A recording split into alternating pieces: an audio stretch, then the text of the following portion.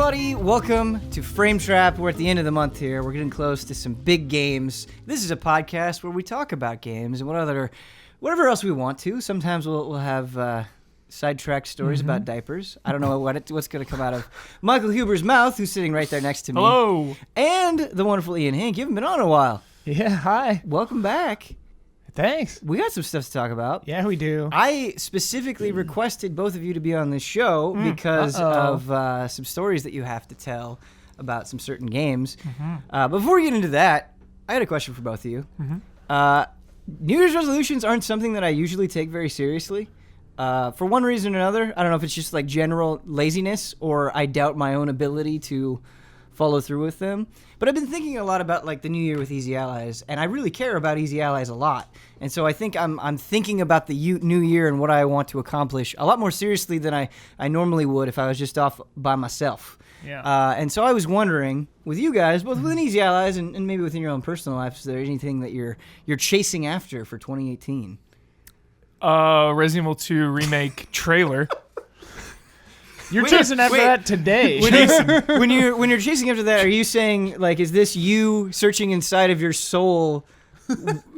Yeah. Trying to find more energy to make it exist? Exactly. Okay. Yeah. Okay. What is that process like? It's a lot of ups and downs. It's a roller coaster of emotions. Today is we're filming this on the 21st, the 20th anniversary of Resident Evil 2 today. Right now. Yeah. 20 years ago. North American release date was first, so it was a week before the Japanese release date. That's very interesting to me. Why did they do that, I wonder? I don't know. Because normally it's the other way around. I know. Yeah. There are some weird instances where that happens. Yeah. But Hubert, let's talk a little bit about Resident Evil. I know it's a topic that is a favorite of yours. You talk about Resident Evil a lot because it comes up in a bunch of different contexts. It's a series that has had a dramatic impact in your life. Yeah. Because it's this big landmark anniversary for Resident Evil, are Yeah. you thinking about it any different than you normally do? Definitely, because in August of 2015, they announced that they were doing the remake, so it's been a long time since we've heard really anything about it. We haven't seen any trailers, any images, nothing. We don't even know if it's like a first-person game. We know nothing. So the Capcom Twitter account, the like R&D Development Team 1, was like sending out some cryptic tweets before today, which led me to believe that maybe there'd be something today. The day's not over yet, but I'm just hoping that we see something from Resident Evil 2 Remake. As far as video game messaging and like PR branding is going, 2018 has been like a pretty cryptic year. We've got Nintendo with Chibi Robo on fire. We've got these dummy finger tweets from Capcom. Yep. How does it feel to have your emotions toyed with? I mean, that's what it is, yeah, right? It doesn't feel good. It doesn't feel good. If nothing Resident Evil 2 happens today, I'll be fine. I won't be angry. I won't be mad. But there's still hope for maybe the Japanese. Exactly. Tomorrow's a new day. Yeah. You know, every day is one step closer to the remake. Right. So it is a little weird though when they just like puppet master play with your emotions. It would be brutal if they didn't do something. Like the tweets on their own is reason enough to get excited, but it coinciding with the 20th anniversary is like, come on, you gotta give us something. Yeah. So, two other quick questions for you. Do you ever have this weird sensation where, you know, Resident Evil has been part of your life for most of your life? Isn't it kind of weird to have any media thing just kind of stick around with you for so long, so closely? It's crazy. You know, it's really crazy. Like, Resident Evil's been in my life longer than nearly anyone I know. Yeah. Which is insane to me, you know?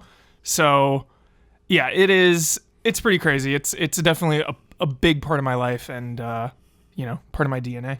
Yeah, it's kind of a weird thing to say, but with me and Metal Gear Solid, how you think about it, I think, is kind of a reflection of where you are at as a person. Because Metal Gear Solid 1 was a story that impacted me so much. And, you know, I'd already loved games, but it was like, no, I'm going to be with games forever because of Metal Gear Solid 1. And I think when something shakes you that much and you're really young. Like Metal Gear Solid 2 is one of the few games that I've hated in my life, despite now being able to take a step back and see what it was trying to do and appreciating it from a different angle. But like at the time, I just completely rejected it because I was so close to it. Yeah. Because I was like, I just want more of this one specific thing, and it's like you're kind of strangling it a little bit. But has that happened with you with Resident Evil, where you got so attached to a specific thing that when it tried to grow or expand or take a new approach, you were resistant to it? When Resident Evil 4 first came out, I was, a little confused by it, but Shinji Mikami was involved, so I was still so hyped. And like Leon was back, so I was still so hyped. Yeah. It was like definitely, I wasn't like really resistant. I was definitely like, oh, that's kind of a cool new direction. And then I played the demo before it came out and was just blown away by it. Yeah. So good. Yeah. Ugh. And then even with 5, when they did co-op, I was like, oh, now I'll get to play it with Brad. But yeah. I mean, hindsight is weird because, like, of course, I like the originals more. Yeah. But anytime Resident Evil does something new or different, I'm always on board. I'm always down. Quick tangent. Demos were so important to me as a kid. Like, as somebody with limited access to video games, I would play demos over and over and over again, whether I wasn't interested or I was interested in it, and like those jam-packed discs being able to sample so much. Oh my God. Like, it really was extremely important in how I kind of approached video games and thought about video games were through demos. Yeah. And it's one of those things where, like, I still think they're important today. I know there are still a lot of people out there who get so much from demos. Like betas. I count a beta as a demo. Right, exactly. And just how powerful that could be. And so, like, if I was ever in a position where I could, like, make that choice, I'd be like, no, we're definitely having a demo. Give them a big taste. Give them a big cut. My mom drove me like 2.5 hours away to an EB Games, like inland somewhere. Oh, yeah? To get the Resident Evil 4 demo. Really? Wow. Because it was like a pre-order. It was like a demo in the store, dude. Like with its own tin box for a demo. Nowadays, it's just like, yo, go download it. It was like, like I still have it. I'll bring it in one day. It's like an actual full-on metal case with like Resident Evil 4 logo on there. It's awesome. And it's just that village section. So it's like that encounter, when you're climbing up the ladders. That's and really still, good. in an incredible game, one of the best moments of the game. Yeah. I could play that demo just forever. Yeah. I think I've talked about it before, but like Zone of the Enders came with Metal Gear Solid 2, right? Right. That was why I bought Zone of the Enders. That was why I bought Zone of the Enders. Yeah. And like I liked Zone of the Enders a lot, but like I think I might have put more hours into the Metal Gear Solid 2 demo than I put into Metal Gear Solid 2. I mean, we played it over and over and over and over. It's one of those things where I'm heavily... It's a series I already love, but I think you can make a strong case for that, especially at the time it came out, being like just the best demo. Like I don't know if I've ever been more blown away by a single demo. Well, the amount of things that incredible. you could do and how it presented itself, and it was like more brutal and harder than the real game when it came out. The like obsessing over like the ranking in the demo. And, Will there be a Zone of the Enders nod in Death Stranding? Whoa. I hope. Like some kind of... I mean, at this point with Death Stranding, I feel like anything's on the table. Like Jehuti must just show up and like, come down, and here we go. It'll nod to like literally everything. Multiverses. They found a way. Yeah. I don't even know. I have to be careful because I'm of course excited for Death Stranding. I'm excited for whatever insanity comes forth from that. But I also don't know how to feel about it. I have no idea. Like, I just kind of accept that it's somewhere in the world coming to life. Like, I'm really not putting a lot of effort into... It's far away. In like 12 years when we play that game and it like literally rewrites our brains, we'll just be like, sweet, cool. Ian, I haven't really pointed at you and asked you how you're thinking about 2018. Oh. As far as like a New Year's resolution? Yeah, anything. How do you feel about life, man? Oh, good. I made a resolution in like 1996 never to make a New Year's resolution, and I'm sticking to it. Why 1996 specifically? I just made it up. That's All a right. pretend. That's when Resident Evil 1 came out. That's when Resident Evil 1 came out, and I was like, we've done it. Close the patent office. We've arrived. 2018, I want to do all kinds of stuff. Easy Allies wise, like constantly trying to up our production values. Yeah. Get everything streamlined, looking better, sounding better. Excited to try running our live streams through Audition to like compress and denoise and stuff. We'll try that, see if that works. Yeah, lots of stuff. Yeah, what I'm really curious about, like a ton of the things that we had a big Easy Allies meeting where we all sat down and hashed things out. And one of the things that I'm most curious about is we're doing a lot of things that aren't immediately obvious on video, such as scheduling, for example. It's a big one. And like I'm hoping that in a weird way that scheduling and how we choose to structure things or who does what and how we're allocating just time, I hope that comes through just with more timely videos and higher production and more energy and all that stuff. And so we'll have to see. You'll have to let us know. I think it's going to be a good year. Plus, like, there are a lot of good games to look forward to. Yeah. So, some of which are coming out Some of which we're going to be talking about today. in a matter of days. Yeah. And I'm very, very, very excited. Yeah. I mean, talking about demos and like maybe the next thing we're going to talk about, I don't know if it's first, but Sure. I think I'm personally responsible for convincing like 6 people to get the Monster Hunter beta. Nice. Like I'm like telling my sister and her boyfriend. I got my friend Pam and Chris playing it last night at their birthday party. Like, Yeah. At the birthday party. That's excellent. Well like done. Pam was playing. Well, let's just jump Monster right Hunter. in. Thrill of the hunt. Let's talk about the Monster Hunter World beta. And how I want to start off, and my first question to you is, when this Monster Hunter World reveal was happening and the hype was kind of building up, I definitely heard a lot of interest from Huber. I heard a lot of interest from Brad. And I definitely heard some interest from you, but like what I was hearing then versus what I'm experiencing now, where you are a devout follower of the Monster Hunter World. I might be like the most into it. Seriously. It's pretty. I mean, it's hard because Dragon Ball FighterZ is also hype and something we're gonna be talking about, and like I do want to put a lot of time into that, but like it's. I think what we're trying to say about Monster Hunter World is it's meeting the expectations that were there and creating expectations. I think, in Ian. But what is it specifically that has really made you so excited and so into it with Monster Hunter World? I played, a few hours of For You, and then on the Wii U, I think, and then friends were on their 3DSs, which I thought was cool. Yeah. But it was definitely like pretty complicated. I really liked it, but the controls were a little squirrely, and I was like, okay, this is a great idea, but I don't love this. I tried playing Generations on the 3DS, and I just got like tutorial burnout immediately. Sure. I was just like, because it was just text box after text box after text box. Like I wasn't even able to like play anything out the gate. Yeah. And even in the beta for World, like it has some of that where it's teaching you up front, but it largely just lets you go and do it yourself. And just the world designs, the creature designs, the way that these animals feel, they feel very realistic to me. They feel like these beasts might actually behave. They're well animated. They're very well thought out. All of them feel very different to fight.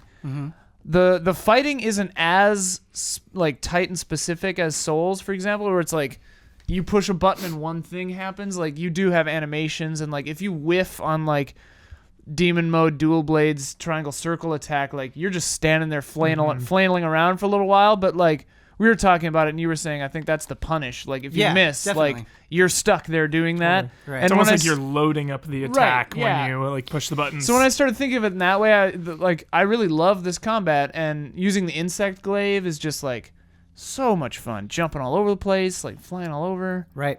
Everything about this game just feels great, looks great, sounds great. What I really love too is that you can play solo or as a Yeah, group. Like both are amazing, both are viable. When Yeah. you Really told me the other appreciate day that it scales either solo or multi. It doesn't scale 2, 3, or 4 Right. player. It's just multiplayer difficulty. So playing 2 is harder than theoretically playing with But if Two is the you're playing with You have two, two you'll have 2 Palicos. Palicos with you, so you Oh, kind of okay. get a the little bit DPS of a of the bonus there. Palicos is probably not as much as a person though, obviously. No, but with the Palicos, you get the tools that they have, like Healing the and- Flash Fly Cage and the Vigor Wasp and that sort of When you're stuff. playing with 3 people, you don't get any Palicos, right? I don't think I've played. I actually haven't think I've played either with played 3, with yeah. myself, 2 2 or or 4, 4. yeah, me too. I Same. think you still might get a Palico with 3, but I'm actually not sure because I haven't played with 3 yet. Because I was trying to think about it. I was like, maybe 3 would be the hardest then if you don't have Palicos. Yeah. If you do have Palicos, it's probably the easiest. Well, 4. Yeah, I don't know. if palicos are worth more than if 3 palicos and 3 players would be worth more than one other. That'd be person. something that would be just interesting to kind of experiment with, like Reddit's already done like it. Ninja Gigante with 2 people, Right. and then 3 people, and then 4, and then compare your experiences. That actually raises an interesting point that I'm really looking forward to with this game is watching all the statistics and strategy videos on YouTube. Have you seen some of the videos that were coming out of the beta? Just people, I haven't. I've been people waiting going for hard, the real game. Yeah. killing. There was a video, I believe it was like 2 minutes and 33 seconds solo Ninja Gigante with a bow, heavy bow gun. Yeah, I think you told me about that. I didn't watch it yet. It's just like down to a science. That's like, insane. Yeah, it's amazing. But I mean, that's the cool thing about this game. The impression I get is that like if you really understand all the ammo coatings and all the powders and all the items, you can just min-max the hell out of it. Yeah, And I really appreciate that. But it's not impossible to win and do well without that too. Like, I mean, the time limit stuff, yeah, it gets pretty tricky, especially in the beta, because it's like 20 minutes is pretty rough. Yeah, well, and 15 for Ninja Gigante, which is tough. But yeah, I think that is something that's so cool, and I think is kind of played out with all 3 of us. And Huber, I want to get to you in just a second, but like, I'm playing and it's like, oh man, I love the way the greatsword feels. I love landing those huge hits. I love that final charge where you're flipping around. It feels so good. I love the charge blade for the exact same reason. It's big, it's flashy, it's powerful. It's got a lot of depth to it. You are like, I like hitting fast and flying up in the air, the way you've like kind of clung first to the dual blades and now especially the insect blade is so cool. And you're just like, man, I love spinning around with that hammer. Love the hammer, but the reason too is because it's like, for me, the simplest. 2 combos, aim for the head, you're good. Because Monster Hunter is a very intimidating game. In fact, my friend Nick, Movie Man Nick. Okay. Call him Movie Man. Do you have like little pet names for all your friends? No, He's super dumb. Yes, you do. No, because it's like one of his like screen names, Movie Man Nick. Okay. Not Nick Plessis. Like we call him not Nick Plessis. Oh. But anyway, he's like DJ Tanner, right? he DJ started Tanner. that one. That was because we had him in the back of a mandatory update just playing royalty-free music on a computer the entire episode, and his name is Tanner. So Movie Man Nick is super casual with games, likes him, but is very casual. Will finish like only a couple a year. Yeah. And he texted me the other day. He's like, "Yo, dude, this Monster Hunter world looks crazy. Like, Yeah. Is it intense? Is it casual?" I'm like, dude, I'm sorry, man. Knowing you, like I know you. I've known you since like 7th grade. Yeah. Stay away from this one. Like, because this game is overwhelming. Like he plays like, plays Hearthstone, like Uncharted, like action shooters. So let's circle that back around to you. Have you found it overwhelming? Just in the sense, I mean, there's a lot of things that we can talk about, but just in the sense when you're taking on a beast, is the information presented to you too much, do you think? So that's the thing, is when I'm in the fight, I don't think it's too bad. It's when you're at home base and you start really diving into all the numbers and crunching and, just managing like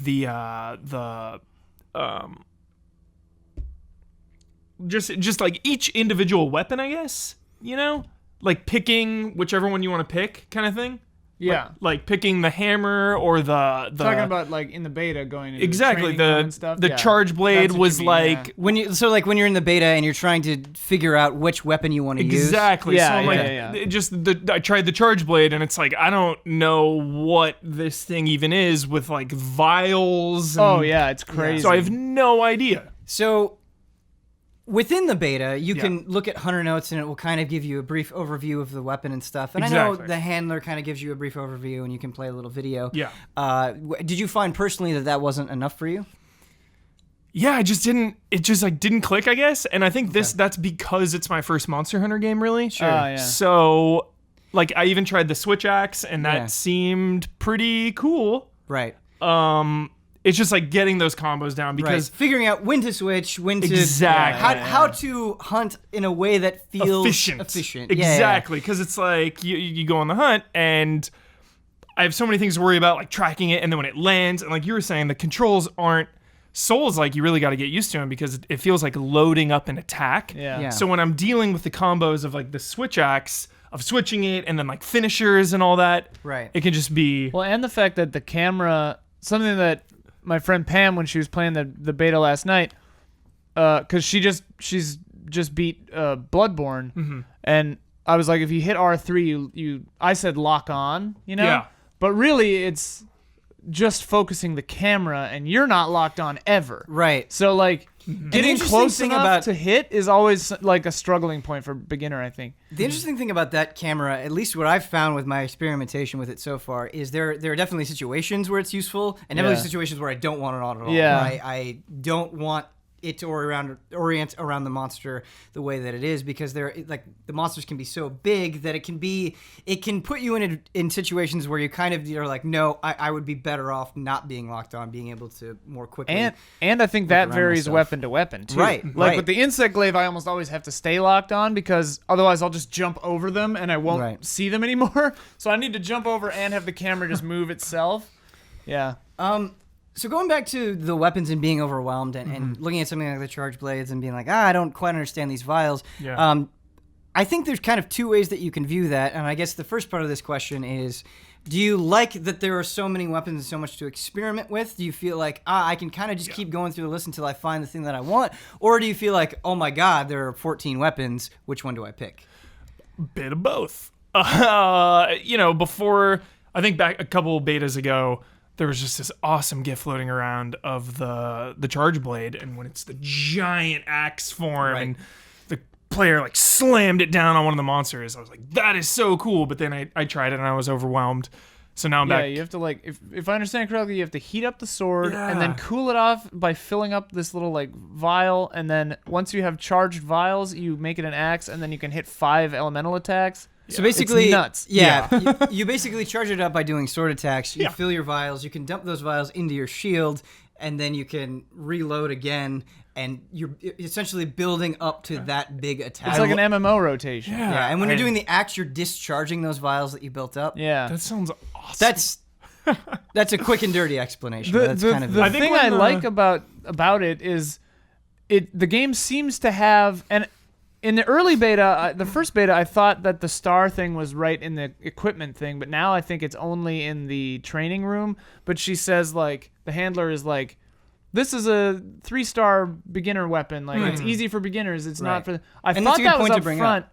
but now it's just in the training room, but whatever. But Well, I didn't know if more stars was like it's easier, Yeah, or yeah. like more stars is harder. I was like, I think it's the more stars is better for beginner, whatever. But the cool thing about this game is I think they do a cool job, even if it's not immediately evident, of having weapons that kind of evolve from things you've learned with previous weapons.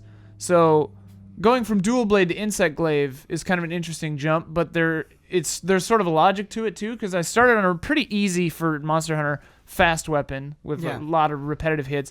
And then I went to the insect glaive, which is fast and very, very complicated. Right. But it felt like a natural progression to me. Right. And like with the hammer, it seems like you could go hammer to hunting horn, for example, or hammer to charge axe or switch axe. And it would feel kind of natural, like you did level up your understanding.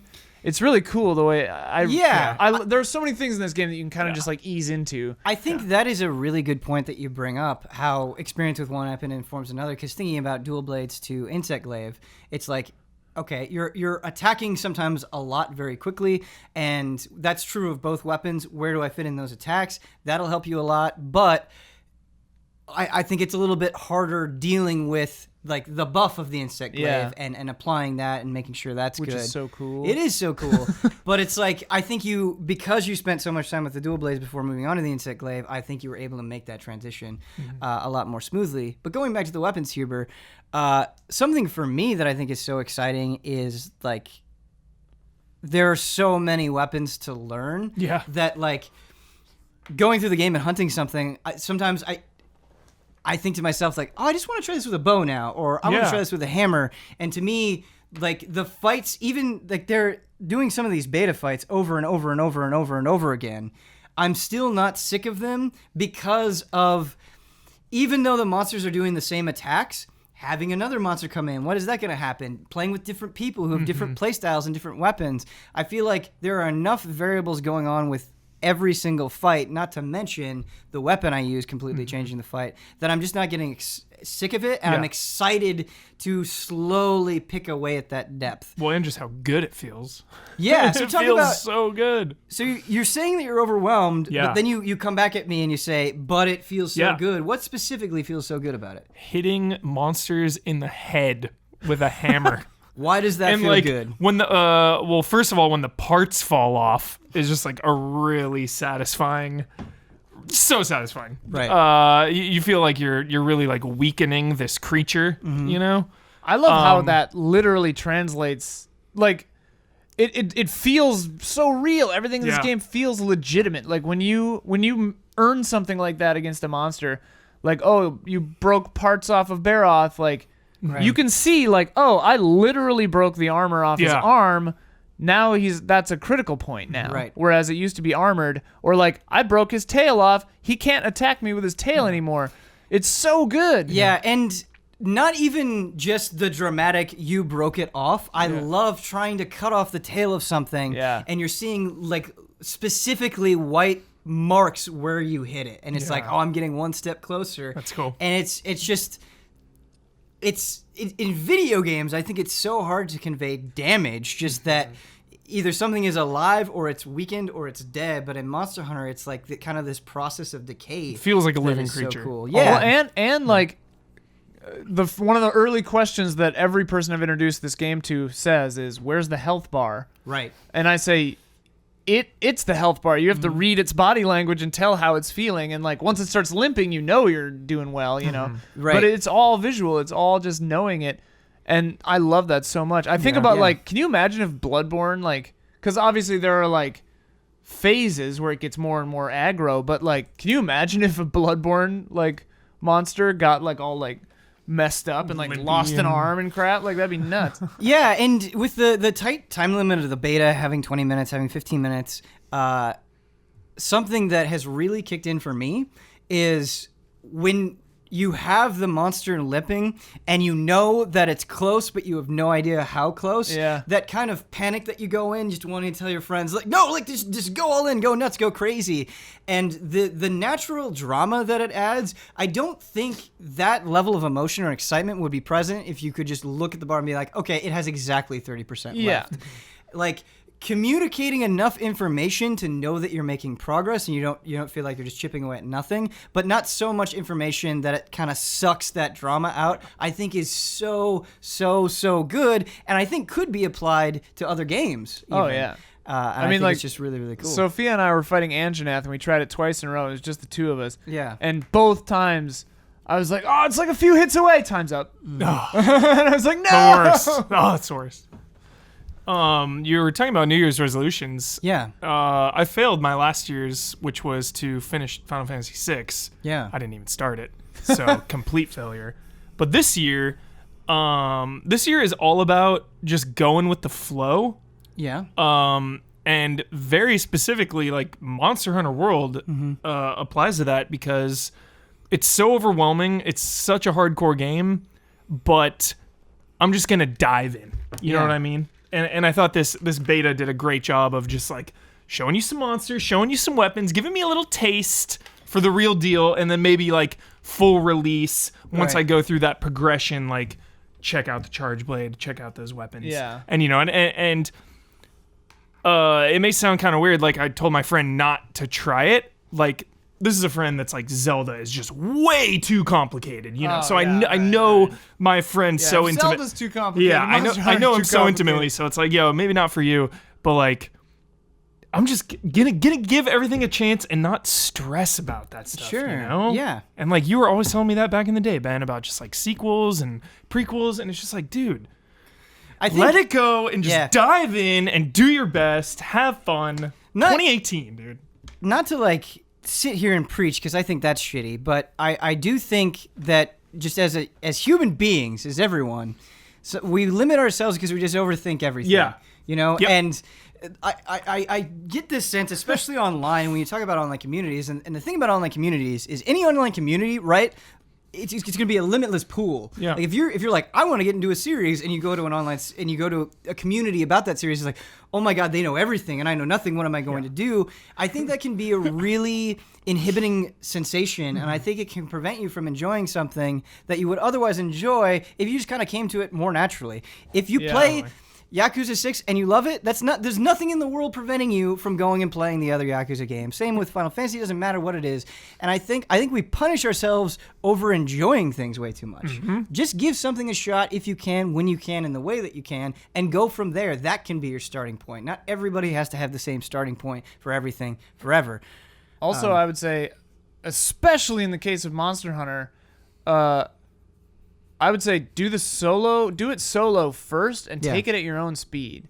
Don't worry about hitting the 20-minute limit on the beta. Like, just take it at your own speed. Fail a couple of times to like learn the ropes. Yeah, there's a lot going on. Don't do it multiplayer first, I think. Yeah, because something I noticed, like we were like backseat gaming my friend as she was playing it, and I was like, man, sitting by myself and learning how this game works was a better experience because I could do it myself, you know? Yeah, and going at your own pace is important because, you know, even if your friends have good intentions, you know, getting somebody in there and be like, okay, we got to go kill the monster. And it's like, well, no, I want to go around this corner and get a feel for the and map it's just and too much information. Yeah. Like, trying to explain, like, here's how you put on the Rocksteady mantle mid-fight. I'm just but you need to heal. But your weapon sharpness is down. He's limping. Go.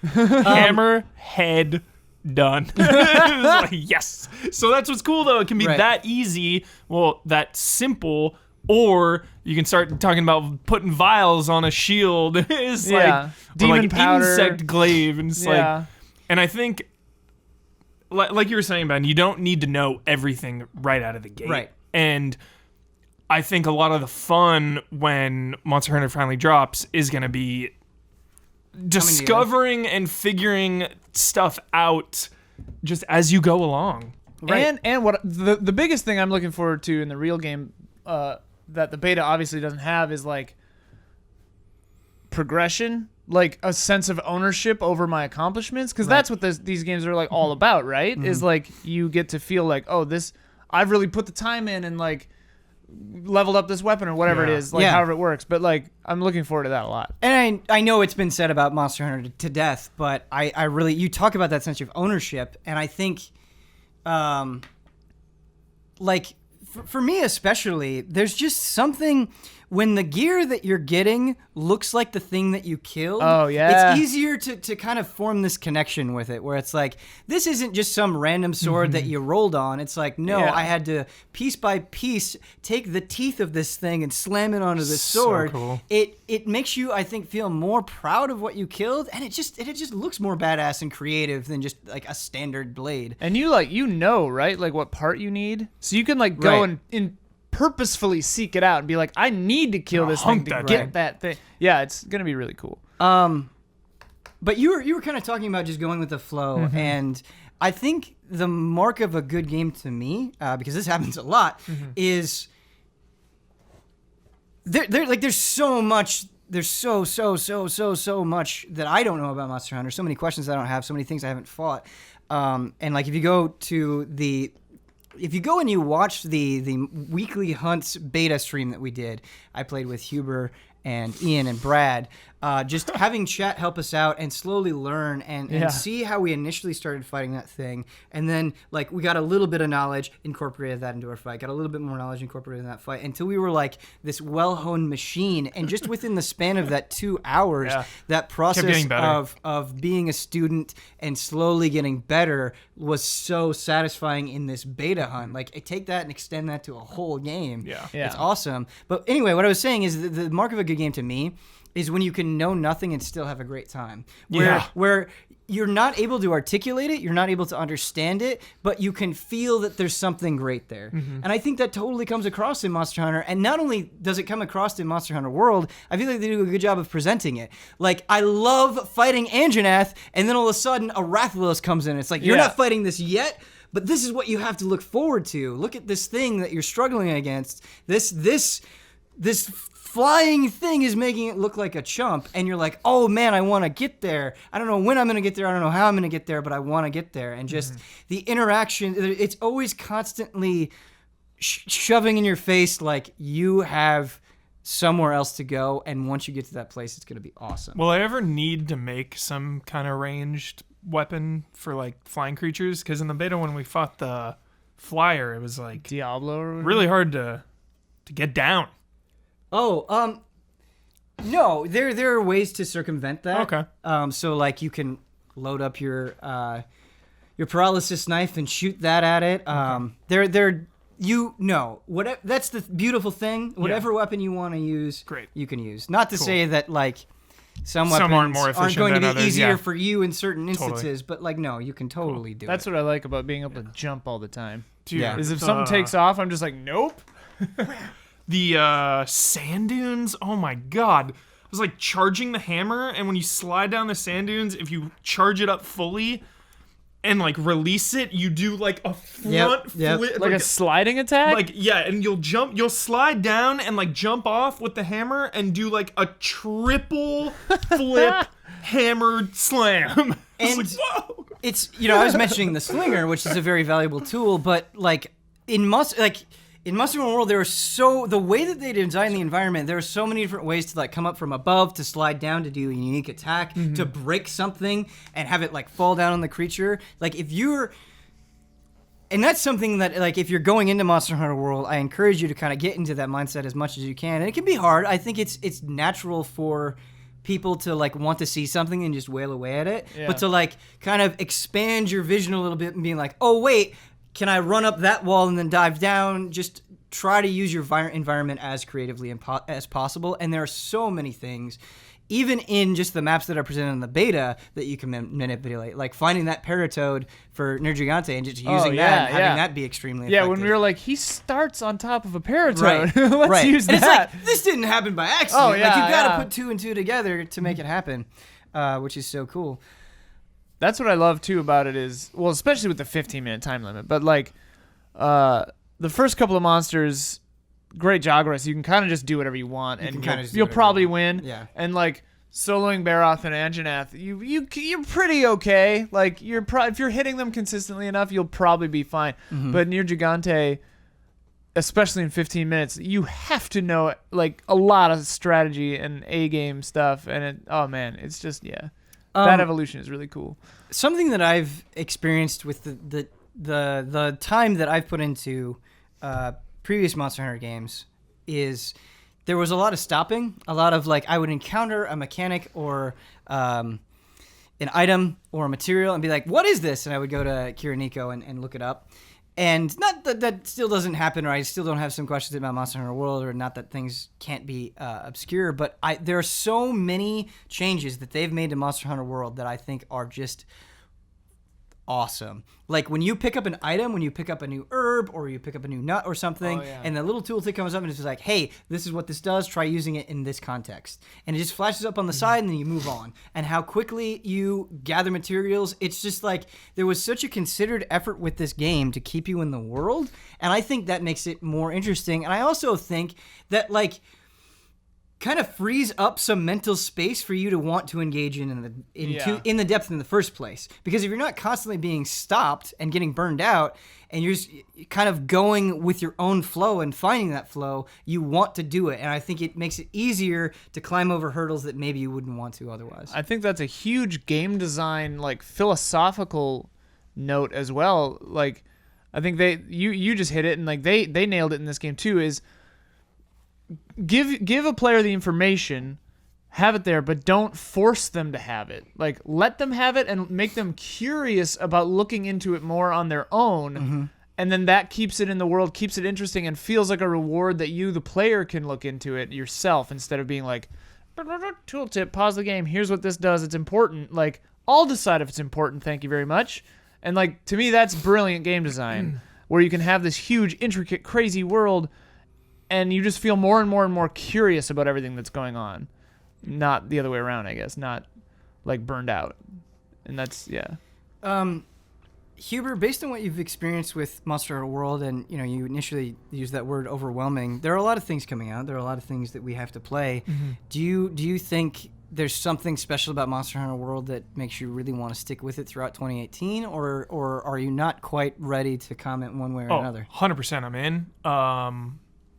I looked at the upcoming release calendar, and there's some games coming out, but nothing like Monster Hunter that I've looked at and been like, yo, this is going to be my game for a while. Yeah. There's like Lost Sphere and stuff, and Dragon Ball FighterZ, and some smaller games coming out, and some like one and done kind of games, go through it and finish. But like Monster Hunter really, from what I've played, feels like a commitment that I'm ready to make right now. Yeah. So Ian, let's be mistakenly reductive for a second. Sure. Let's boil down Monster Hunter to you go, you kill things, you get materials, you make stuff so you can kill bigger things and get higher level stuff. Yeah. Essentially. Dopamine. Right.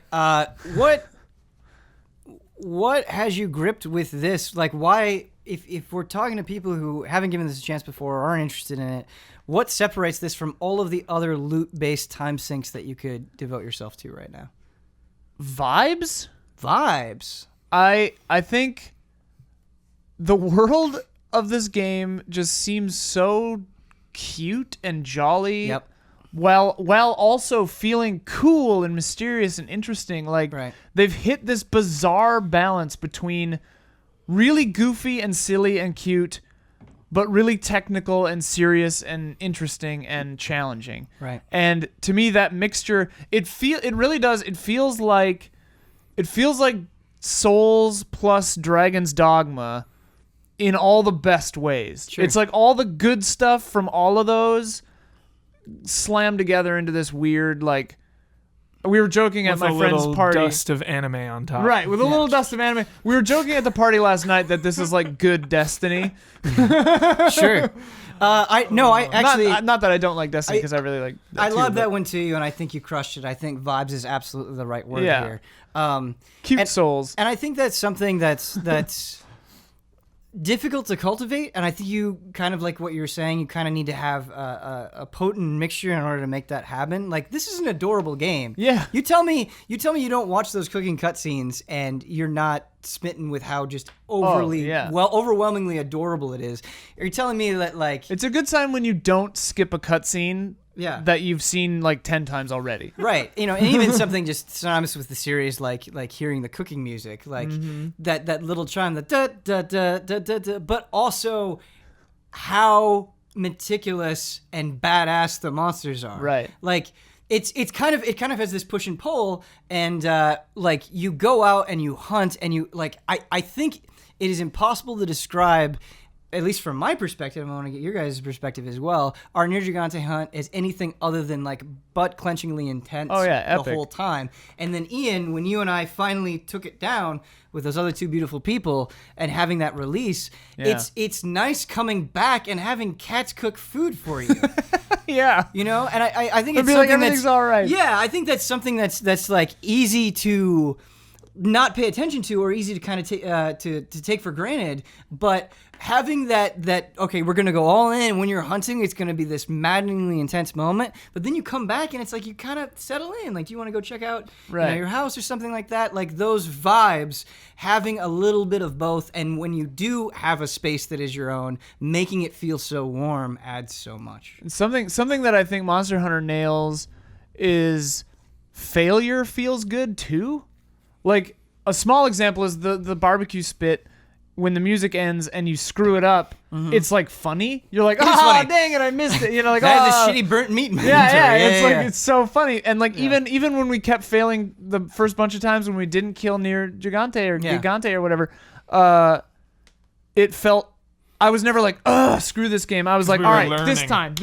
And I you feel like you've leveled up. Yeah, I feel like that comes down to, again, with the design, where you always feel kind of like you did something. Like, okay, we used the Paratoad that time. That was good. Or we broke off that horn. Okay, that was good. Or, we got it limping. Yeah, we really started using, like, all the knives, the poison knives, the electric paralysis knives. It's not like bad platforming where you, like, you Right. see You what you either have fail to or you do. succeed. Yeah, you know Yeah. what you have to do, and then just doing it is a pain in the ass. Right. This is like, every time you're learning something, you're like, oh, okay, if I do that here, that's not good. Right.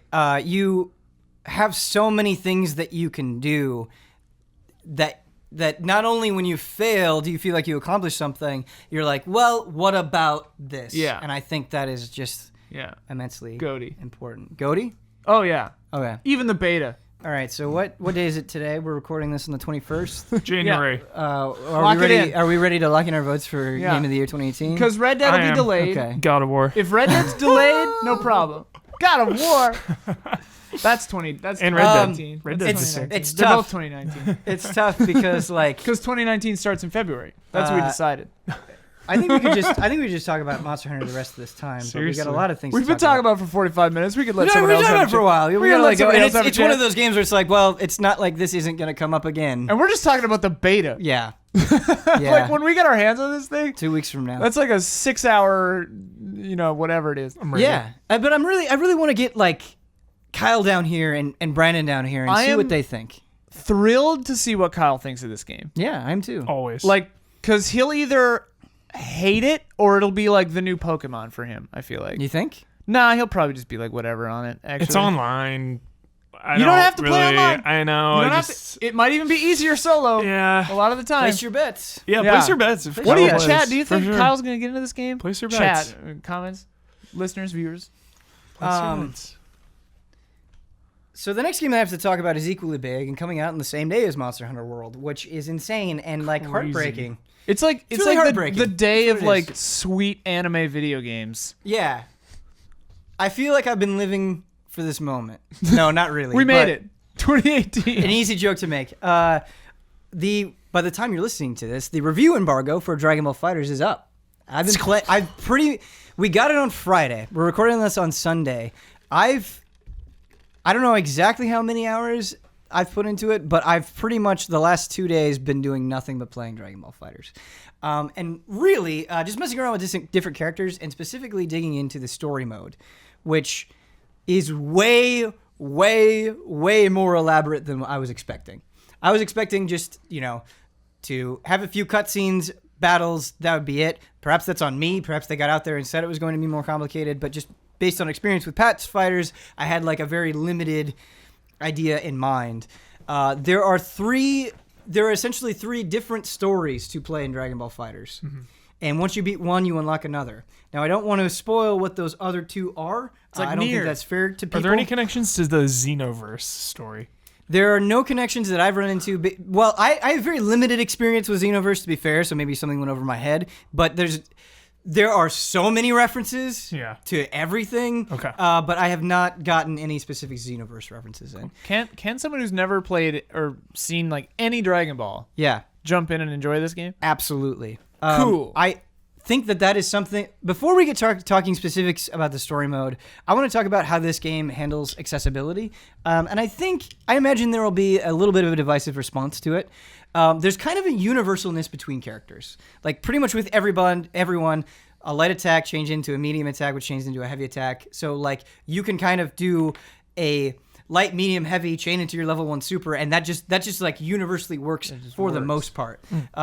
Your special attacks and your supers, again, for the most part, are just quarter circle forward and a button.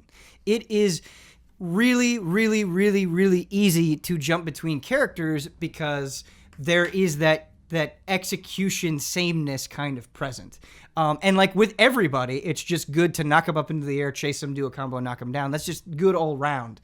And so I think in terms of fighting games, if you have been like extremely intimidated by execution or you're like, oh man, I can't string together more than a couple hits, like I think you're going to play fighters and have a really, really good time, especially if you're somebody that like doesn't care about going online and beating people, because there's also auto combos. If you just mash X or Y or even the heavy attack, Sweet. you're going to be doing auto combos. We did it. Excellent. We're there. You can Yes. mash that medium attack button and chain into a super, and it looks. This game is so gorgeous. If you're just like, I just want to see Goku do a big ass Kamehameha, like you're gonna feel good.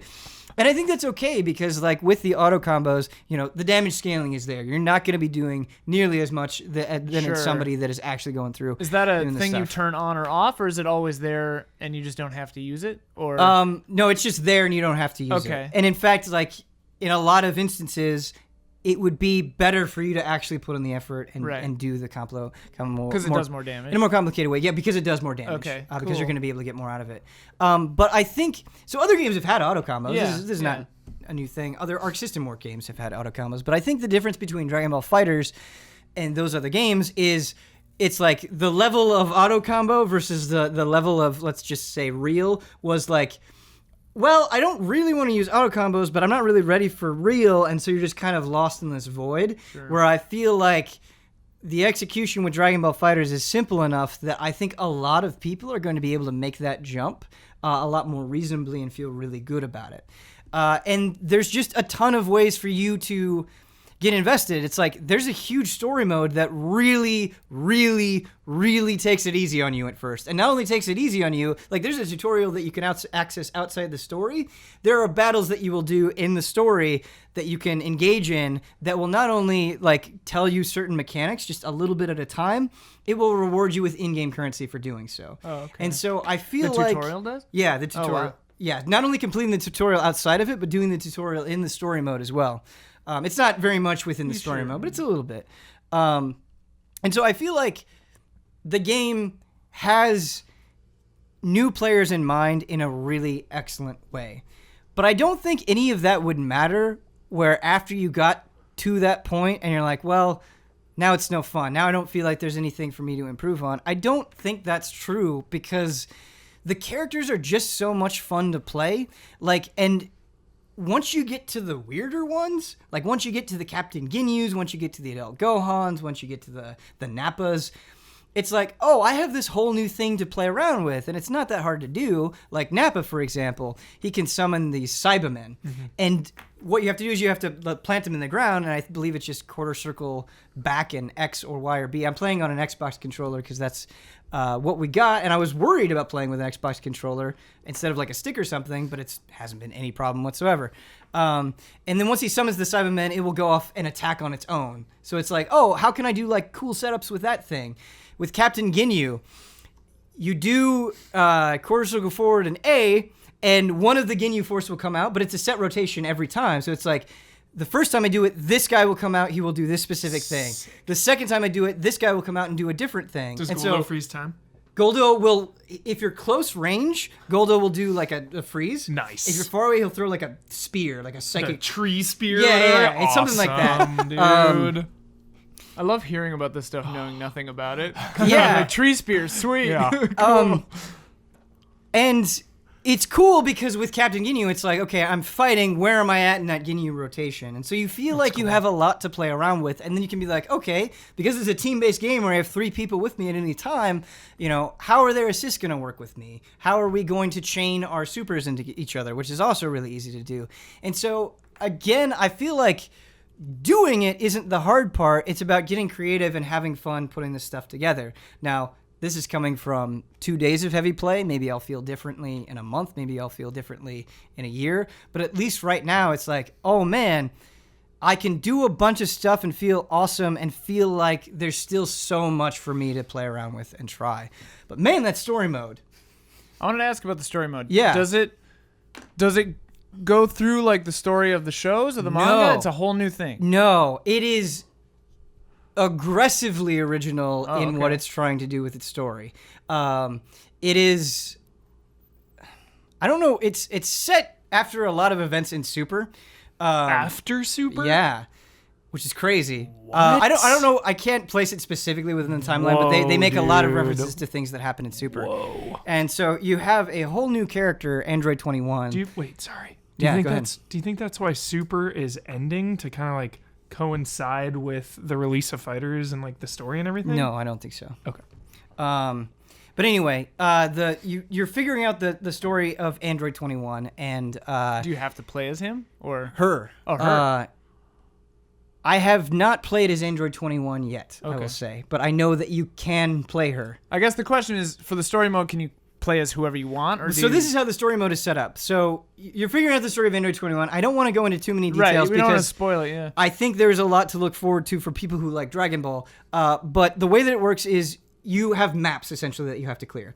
And as you're starting the story mode, there are 3 different arcs that you're going through. And on the arc, you'll start with one character, then you will beat somebody and you will recruit another character, and eventually you fill out a team. Sure. While you're on the maps, after a battle, your health doesn't recover between fights. Like, it will, after you win, it will recover a little bit, but it may not recover fully. So if you have somebody that gets knocked out, what you want to do is you want to go in and switch out your team. And so it's a good way of encouraging you to experiment with different people. Because you're like... That's cool. That's smart. Yeah, and even a lot of times, like, so far the story mode, I've cleared the second arc, and I'm a little bit into the third and final arc. I believe it's the final arc anyway, unless they have some surprise for me at the end. Even if you don't have somebody get knocked out or you're kind of breezing through it, you're like, well, this person's at 80% health. I'll switch it in with the person with 100% health. And so it's just a good... natural way to have you experiment with a bunch of different people. But when you're on this map, the only thing you have to do on the map is beat the boss. And so there might be fights that you do and it's like, hey, you don't have to do this, but you'll recruit this character onto your team. And so you might want to go off to the corner of the map and fight that guy and recruit that character. The other thing that you can do in these fights is there are skills that you'll get. And these skills are pretty simple. You have 3 that you can equip at any time. So if you beat this optional fight, you might get like power attack up level 1, and your attacks will do a little bit more damage. You also earn experience and raise the level of your characters. Sounds very similar to like the past Dragon Ball Tenkaichis and Budokais and Xenoverse as well. Just kind of exploring the map, finding secrets, getting Zenny and skills and equipping all that. Yeah, it's just kind of nice that there's a little bit more going on than I was expecting. Like there's some sense of progression. The money is called Zenny? The money's called Zenny. Isn't that what it's called in Monster Hunter? Yeah, it's also a Capcom thing. Yeah, Zenny is also a Capcom they're both thing. Capcom? No. Oh. Zenny...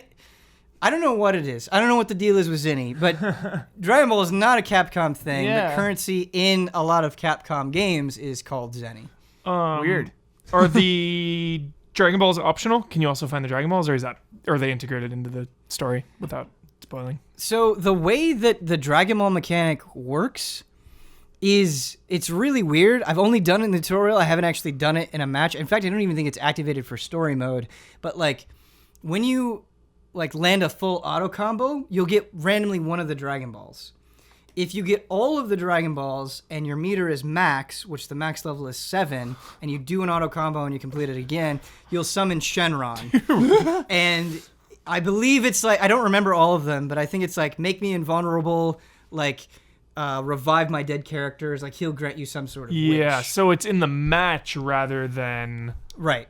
It's incorporated part of your profile. It's incorporated that way. Do you fly around the world map like in that other game? No, you don't. So you basically just have a cursor and you're moving to different points. All right. Because I loved that flying around. What game was that? Budokai 3. Budokai 3. Yeah, that was really fun. That was like my favorite part. But I think the most fun I'm having with Dragon Ball FighterZ, I mean, obviously than it looking great and playing great, is like I'm kind of blown away at how much extra effort they put in to having little moments between the characters. So if depending on who your team is with these fights, there will be special cutscenes that trigger based on your team composition that you won't get unless you specifically compose your team this way. And so like in the first arc, you get Yamcha pretty early on. Dude versus Nappa. And the things that they say about Yamcha are hilarious. And, like, his retorts back are hilarious. Nappa, dude, like, I just have to say this. His feelings toward Vegeta and how he expresses them are amazing. Dude. And what's nice is, you know, it's not just Goku that's or Vegeta or the characters that you would expect that are getting a lot of love. Like, whoever you have love for, be it Tien or Piccolo or whoever it is, it doesn't matter. Gotenks, there are so many cute, really well done, like, actually genuinely funny scenes. Yeah. That like you want to experience and will get a lot of things out of. They'll reference things from the past, from Super, from all of it, and it's all really, really, really well done. Holy moly, I know I said it's 2018, go with the flow, but it really seems like you need Dragon Ball knowledge to get the most out of the story. It's but at the same time, while I agree with that, while it's like, hey, if you've been following Dragon Ball for a long time and you get these references and you get these jokes, that's awesome and you're gonna get a lot out of it. But if you flip it around, I think Arc System Works has done such a good job with this game, showing it so much reverence that, like, even if you've never experienced Dragon Ball for you kind of experience this and you're like, I want to get it. Yeah. Like, this seems awesome. Like, I'm watching Super tonight. Who would go and put this much effort into making something if it wasn't awesome? Yeah. Now for the criticisms, which are very weird. Okay. And I've only played the full version of the Xbox One so far. There's some weird audio stuff. Whoa. So I've messed around with the Japanese with subtitles and the English dub. With the English dub, there'll be times where the characters are saying a line. You'll read the text, but what the characters are actually saying doesn't match up, and it's kind of weird and jarring. Not that big of a deal. But with both languages, when you're skipping text, all of a sudden there'll be like these audio pops where like their voice will get louder for like a split second. And it'll be like, and it's just not supposed to be. There's just this weird audio spikes that keep happening consistently. Yeah. The other thing with story mode that drove me insane, the game, when you're playing story mode, doesn't autosave. Oh.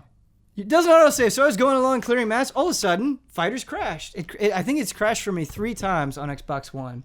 The first time it crashed, I lost 2 hours of progress. Oh.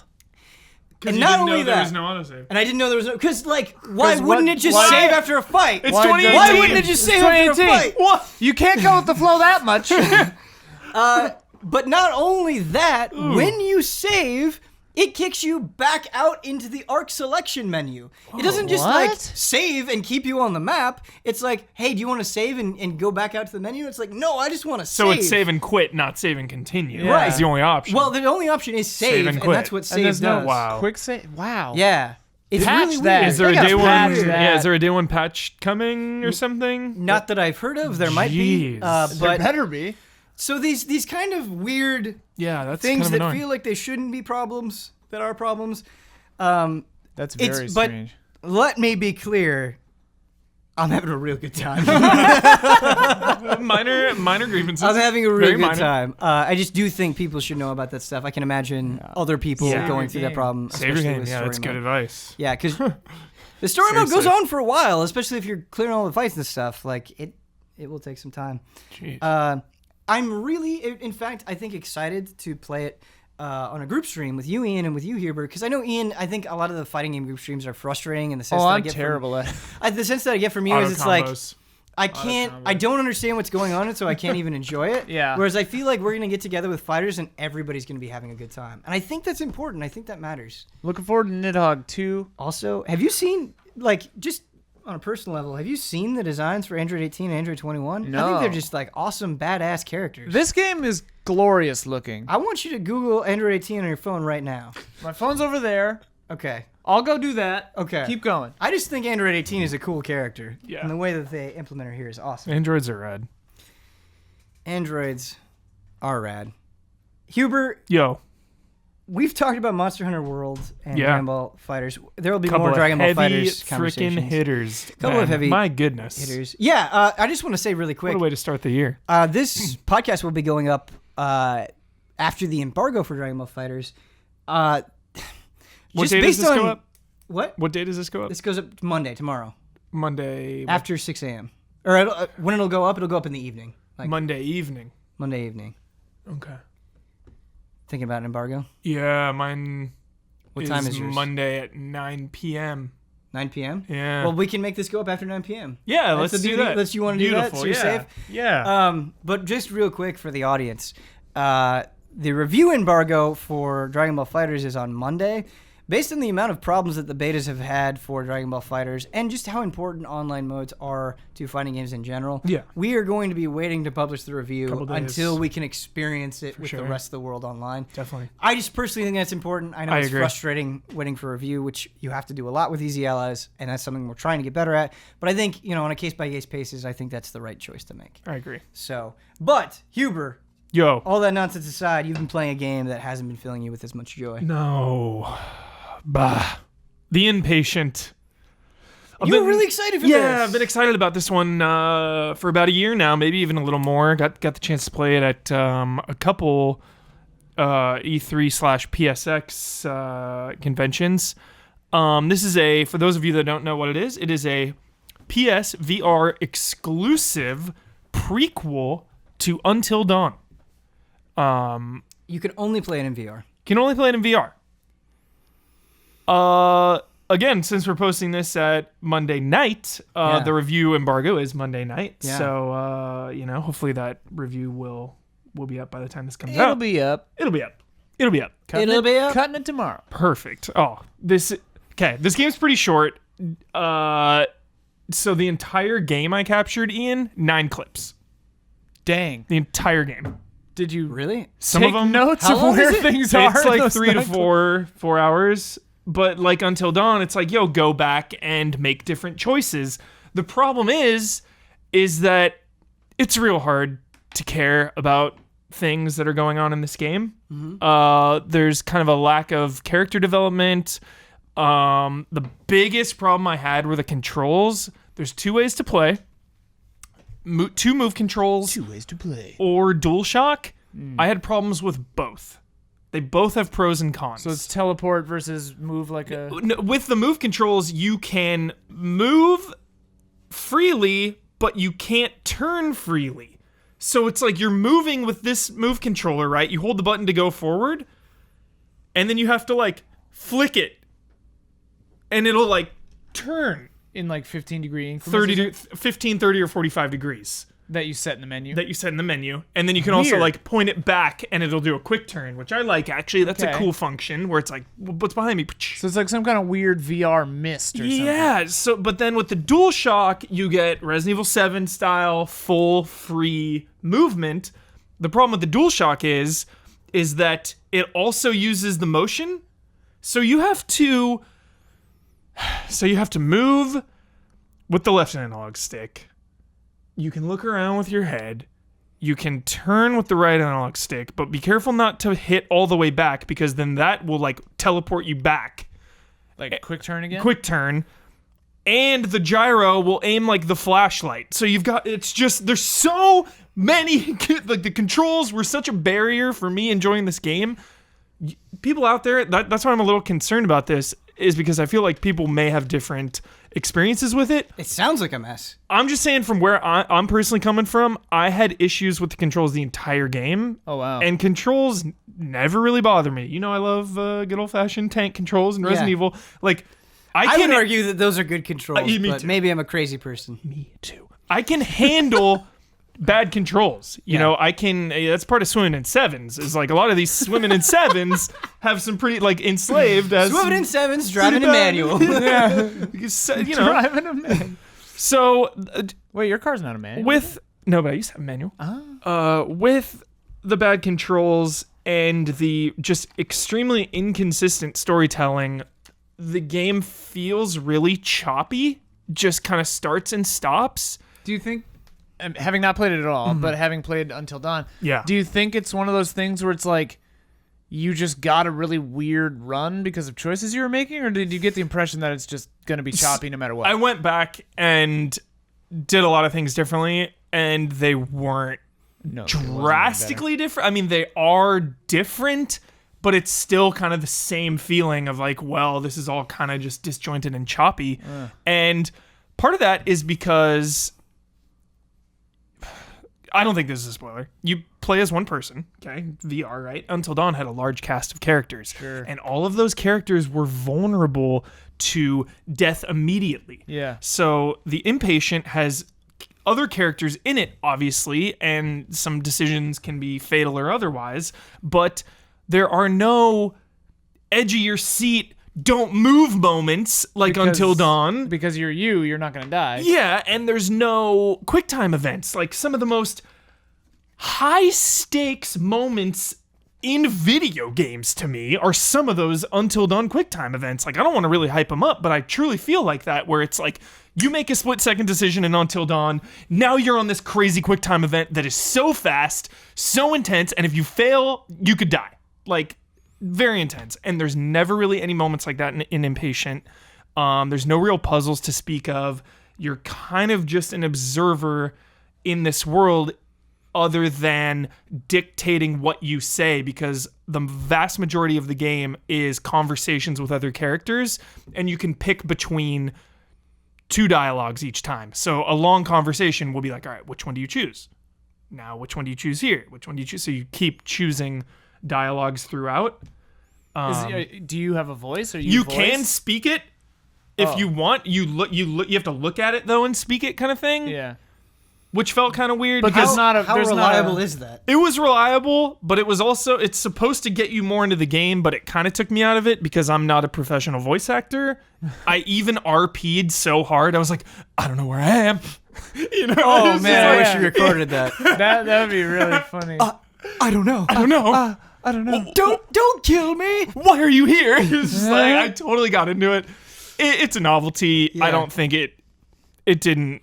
It's inoffensive, but it wasn't revolutionary. It didn't break any new But ground. you don't have a voice actor for your silent character. protagonist. Okay. Yeah, you can choose male or female in the beginning, and that's Sure. the only customization, really. Just trying to piece this whole story together. Yeah. It sounds like really all this game has going for it is you kind of soaking in the atmosphere, but there are so many gimmicks and it's so hard to wrestle with that like the game is preventing you from doing the one thing that it wants you to do. Yeah, it's just inconsistent is the best word I can say. You know, there are great moments when you're walking down a hall from point A to point B. That's when the game is at its best. So you kind of know what you're dealing with here when that's the best this game has to offer, when you're legit just walking from here to here down a corridor. With Until Dawn, right? And like I honestly think the interest in this game is because of the goodwill Until Dawn generated. With Until Dawn, you know, that was a game that did a lot of things different. Yeah. Just its whole schlocky slasher atmosphere, the way that it did the butterfly effect, all that stuff. So It was kind of this cool little unique gem. And do you think that that mentality is being applied to the Inpatient, where it's like, okay, we've got to push forward, and they just cashed in on that too much? Like, does it feel like it's trying to be something like Until Dawn? It does. I mean, the butterfly effect returns right in the intro. It tells you, you know, every choice you make will have consequences. Like, Do they call it the same thing? same thing. Oh, okay. Butterfly effect is back. You know, butterflies will flap when you make a decision sometimes that has a big impact. It's just, I never was invested in anyone or anything. Right. You know, I had no reason to care about anything that was really happening in front of me. No spoilers. The thing starts out with amnesia. That's you wake up and you're like, what's going on? Where am I? Who am I?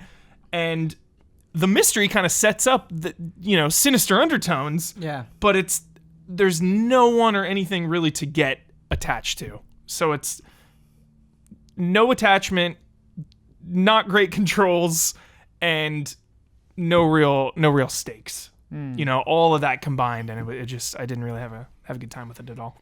Yeah, just really quick, I do want to bounce back to a point about fighters, just because you mentioned amnesia. Amnesia is also present in the fighter story. Here we go. And I just want to make it clear for as much as I've talked about the story mode, I do want to say I don't think the overall story is like this incredible, super powerful thing. I think the reason why you want to play it is to see those moments between your teammates and the banter back and forth. Nice. Not necessarily always the pressing threat. Goku's going to make you cry. Right. Yeah, I just want to like level expectations with that. Yeah. The Inpatient story, it does link to... It's a prequel. It's a straight up prequel. So, like, dude, if you've played Until Dawn, you know exactly what's up. I went through Until Dawn in preparation for this review. I beat it again. In Until Dawn, there's like 3 sets of collectibles. One of the sets of collectibles is 1952. This game takes place in 1952. Okay. So, with Until Dawn, you really get to spend a lot of time with the characters and see so many different sides of them, and like they just create this space for you to get attached. And it sounds like there's nobody in Inpatient that you're talking about. Like, it's hard to. It's hard for me, based on your description, to understand what like the Inpatient is going for, because with Until Dawn, they kind of make you care, and so it hurts so much when they're taking away. But like, this doesn't sound scary. It just sounds like a clunky, cumbersome mess that like what is it? Like, was there these moments that you talked about, these good moments? Yeah. When are they? Exactly. The intro is strong. It's when you're strapped to the chair and the doctor is asking you questions. Mm-hmm. There aren't enough moments like that. So what's happening in between? Like then there's a part when you're in a cell/room with a roommate for a really long time, and it's kind of like your relationship with the roommate. Mm-hmm. And it's who is he? Who are you? Who are these people that keep coming in? So it's like trying to really get under your skin with the mystery, and not everyone is who they seem, and not everything is as it is. But it's like so disjointed. I mean, you'll be having a conversation with your roommate, and all of a sudden, like your eyes will close and open, and then it'll be like the next day. It's just like these weird transitions. It's just so. Start, stop, start, stop, start, stop. So it doesn't sound well presented, and the mystery that they're trying to cultivate is like painfully on the nose in a lot of ways, right? Yeah. And it sounds like one of the things that was so joyous about Until Dawn for me is that it had that, I think you said it before, but it had that kind of like 80s slasher film camp to it. It sounds like that's entirely absent from this. Yeah, and again, it starts off strong. Like the menu is really cool. There's like this 1950s old-timey music playing. You're in the sanatorium, and it's like 1950s decor, which is great. I'm so into that. Is it presented in like, because Until Dawn was presented in that kind of like campy way. Is this presented in like a 50s horror throwback movie way, or no? There's no like stylistic choice to this really at all. No, that's kind of a disappointment. Yeah, I'm sorry. I know you're looking forward. I know. To this. Yeah, there's a couple really good jump scares that will, no matter what, scare the dude. Oh my! You hate jump scares, Ian? No, I'm not. There is one. I'll watch you play maybe, but there's one really bad jump scare that really gets you. But that's about it. And again, there's like those moments where it wants you to go from one point to another. Yeah. Are really strong because then they can really dress up everything and make it kind of a set piece out of it. But it's like the controls are so bad. I could never feel comfortable taking the time to enjoy anything. It was like I had to get my body in a way to just like go forward the easiest, Right. And then you'll look down and your body's there, and when you walk backwards, you'll just float backwards. That's weird. Your legs won't walk backwards. It's just like... Do they walk forward? Yeah. Oh, okay. They walk forward, but then when you go backwards, it's just like float. That's a little weird. Well, the second you told us about that quick turn thing, though, I imagine like a BioShock jump scare using that kind of mechanic where it's like, oh, dead end, got to turn around. Ah! Yeah, it's a couple good jump. I feel like there's really good audio. Really good audio. Do you want to stress about the audio? Like you'll be... Because the way the audio will lure you to places or into a false sense of security, the audio in this game is extremely strong. But one good thing does not outweigh multiple bad things. We're waiting for that Until Dawn follow-up where it fully capitalizes on all of the great potential that we saw in Until Dawn, and this does not sound like it's it. No. Because I want to do another sleepover night where we all play and have characters. That was a lot of fun. Heck yeah. Because replaying Until Dawn 2, you are in the sanatorium, and when I was going through Until Dawn, I'm like, man, I'm just so pumped on the Inpatient. This is going to be cool. Like, I wonder what happened here and everything. And then just... You went in ready to love. Went in ready to love. Huber, got some bad news for you. You did say... Oh, no. You did say the triggered phrase today for Caught in a Frame Trap. I will tell you this. I'm sorry. While they're waiting around for us, the demons are very big fans of Bop It. Do you remember what Bop It is? Oh, yeah. Bop It. Bop It. Twist it. What do you think what are the other ones? Pull it. Oh, yeah. Yeah. Pass Keep going. it. Keep going. That's all I remember. Bop it, twist it, pull it, pass it. Spin it? You said flick it. Oh. Flick it? Yeah, flick it. When did I say that? Flick it. You flick it to turn. Oh, yeah. You flick it. And being big fans of Bop It, they wanted to include that as today's phrase. Nice. Sure. Now, if you're unfamiliar with this segment, Caught in a Frame Trap is where we take a little bit of a break, say thank you to our sponsors, have a little bit of fun with the lore of Frame Trap, and we play a little quiz game. I personally like today's a lot. We'll see if you guys like it.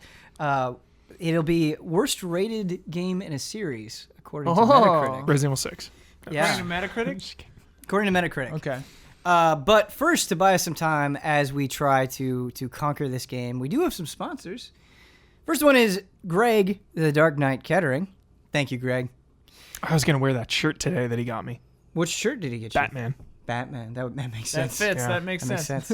It tracks. Our next one is Elsewhere Presents Sonic the Podcast. It's gearing up for Season 2, so it's your chance to catch up with the first 10 episodes and learn to love Sonic along with host and co-founder of the Elsewhere software company, Griff Newcastle. Learn to love Sonic, live Sonic, experience Sonic, be like Sonic forever. I love that there were periods after each of those. Some say you can't smell in your dreams. Then how will we one day smell Sonic? Anyway, there's art for each episode as well. You may be seeing it now. Isn't it great? You are probably seeing it right now. Imagine these images as sound, and that'll give you an idea of what the show is like if you are not watching this show. These people seem Go, pretty cool. Yeah, don't they? Go to elsewhereshows.com and follow us on Twitter at Elsewhere Podcast to enter a better dimension. And glory to the Frame Trap Demons. Our third sponsor, another cool guy. Thank you, Nate Kiellach, known on Twitch as Smoalgate. And last but certainly not least is Zen Market. Zen Market, based in Osaka, Japan, is a shopping proxy service that has been helping people get stuff from Japan since 2014. There are a handful of places online to buy marked up Japanese imports, but with Zen Market, you can go to the source and buy new and used goods directly from Japanese online stores. Additionally, you can bid in real time on Yahoo Auctions, Japan's biggest and busiest auction site, find Japan-exclusive games, consoles, anime, toys, amiibo, figures, clothing, accessories, and whatever else you want. Zen Market staff can even help you search for the more elusive items on your list. The only fee is a 300 yen charge per item purchased. That's less than $3, and that's it. There's no commission based on the price of goods. You can shop, manage your purchases, consolidate items, and organize international shipping right from your account on Zen Market's website. New signups will receive a 300 yen credit, so your first purchase skips the service fee altogether. Sign up for a free account on zenmarket.jp and start browsing Japanese stores today. I like that. I like that a lot. All right. So I picked 5 different series. Now I kind of wish I would have picked Resident Evil. Yeah. But we're not. Survivor for sure. The last couple of Caught in a Frame Traps that we did. Umbrella Core. Umbrella Core. It was Umbrella Core. Core. Umbrella Core Survivor. That's a tough. I don't know. What about like the? Because like Survivor 3D came out. Mercenaries? Maybe probably not. Because Survivor came out before Metacritic and all that. Yeah. There weren't as many reviews, so I wonder. Yeah. Umbrella Core.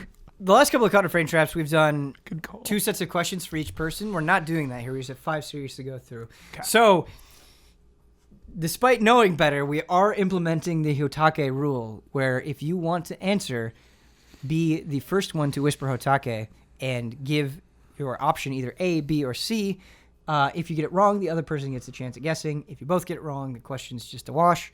Now, before you whisper HOTTAKE, wait for the series and then all of the A, B, and C options to be read before you whisper HOTTAKE. We got that? Got it. Got it. He's looking at you. First series, Mega Man. Is it A, Mega Man X on iOS? B, Mega Man Battle Chip Challenge? Or C, Mega Man X8? I realize this is a little bit of a difficult one. And we're going for worst rated, not worst selling. Worst rated Okay. according to Metacritic. HOTTAKE. Michael Huber. That B sounding one. Mega Man Battle Chip Challenge? Yeah. Yeah, that's correct. Based on my research, Sounded pretty poor. I think it's some sort of card battling game. I hadn't heard about it until I was doing this Caught in a Frame Trap. But yeah, Mega Man Battle Chip Challenge, 54 on Metacritic. Mega Man X on iOS, 55. Oh. And Mega Man X8, 68. Next series. Oh, that's 1 point for Huber, by the way. Next series is Ratchet and Clank. Softball. Maybe. We'll see. We'll see. Maybe. All right. Getting a little nervous about this being on the tip. All right, next series, Ratchet and Clank. A, Ratchet and Clank Before the Nexus on iOS. B, Ratchet and Clank All for One. And C, Ratchet and Clank Size Matters, the PS2 version. Huber. I didn't even know about that mobile one. So I'm going to go B. A was the mobile one. I know. I'm going to go B, all for one. All for one? Yeah. That is incorrect. Ian. A? Correct. The iOS one? Correct. It is the iOS one. iOS. Yep. I didn't know they had one on iOS either. Ratchet & Clank Before the Nexus iOS is sitting at a 54 on Metacritic. Ratchet & Clank All for One for the PS3 is 70. Ratchet & Clank Size Matters PS2 62. All right, Fallout. Now, Oh, yeah. with this, we're also including DLC. So 2 of the names that you're going to hear are DLC. All right. Fallout. Is it A, Fallout 4 Wasteland Workshop, DLC for Fallout 4, B, Fallout Shelter on iOS, or C, Fallout 3 Mothership Zeta on Xbox 360? It's Fallout 3 DLC. HOTTAKE. Ian Hink. I think it's Fallout Shelter, because when that first came out, it had a lot of problems. Incorrect. Damn. HOTTAKE. Michael Huber. Would you like to hear the option? A. It's A. Okay. It's got to be A. That is correct. It is Fallout 4 Wasteland Workshop, which was, for all versions, it went from 50 to 59. So it was lower than anything else, all those versions. Fallout 4 Wasteland Workshop, the different versions ranging from 50 to 59. So pretty bad. Fallout Shelter actually 71. Oh. And the Mothership Zeta on Xbox 360 65. Huh. They have to keep in mind, it wasn't always the same number of reviews for each thing. Sure, yeah. Which influences it. But that's another one for Michael Huber. This is pretty close. It is. All right. Final Fantasy. Uh-oh. Oh, my goodness. Final Fantasy 14, the 2010 version specifically. Oh.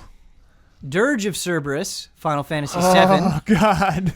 Or C, Final Fantasy All the Bravest. Huber. All the Bravest. Correct!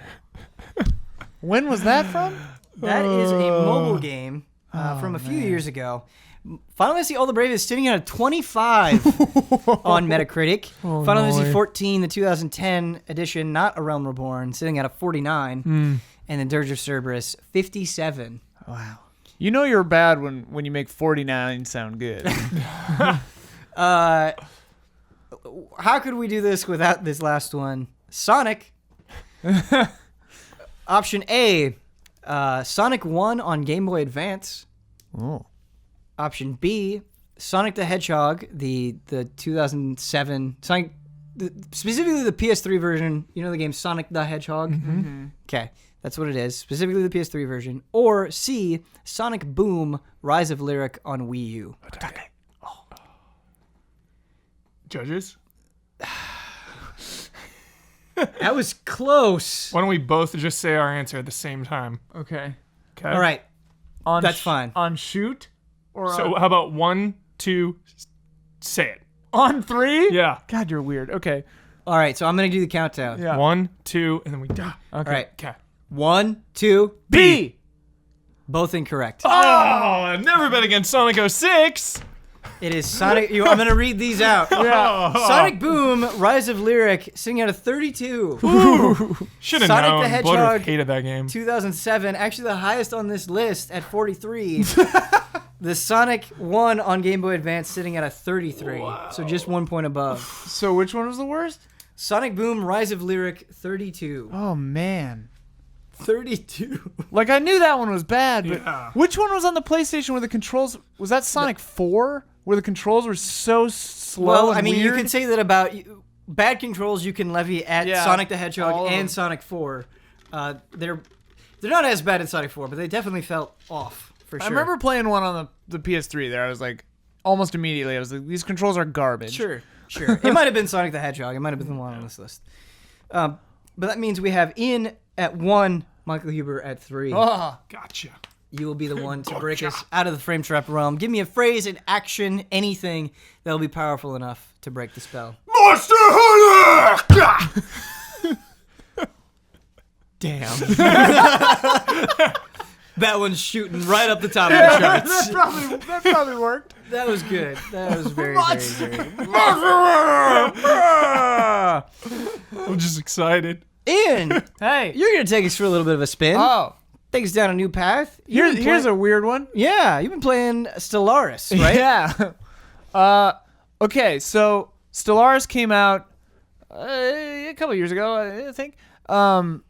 and I wanted to play it, but a friend of mine who loves Crusader Kings, another Paradox or whatever, I think that's the name of the company, another one of their games, he tried Stellaris briefly and didn't like it because he thought it wasn't deep enough, the diplomacy wasn't good, something like that, so I never played it. It was recently on sale on Steam, like a month ago, where you get Stellaris and all the DLC to date, except for 2 little packs, for $34. And I was like, sure. Yeah. Why not? Instead deal. of 80, like, sure. It's a deal you can't refuse. Can't refuse. Good Can't refuse. savings. I jumped in. I love this game. It's deep, complicated as hell, and really fun. You can make a race. What the game is you're a star-faring race of humanoids or aliens or whatever, fungus people, plant people, cat people. I don't know if they're cat people. So actually. it's like Reptiles. Civilization looking? Sort of like Civilization. I think anytime You're more anyone in says space. Palico now, or cat people now, I'm Yeah. just going to think of Palicos. Like Palicos. it's just, yeah.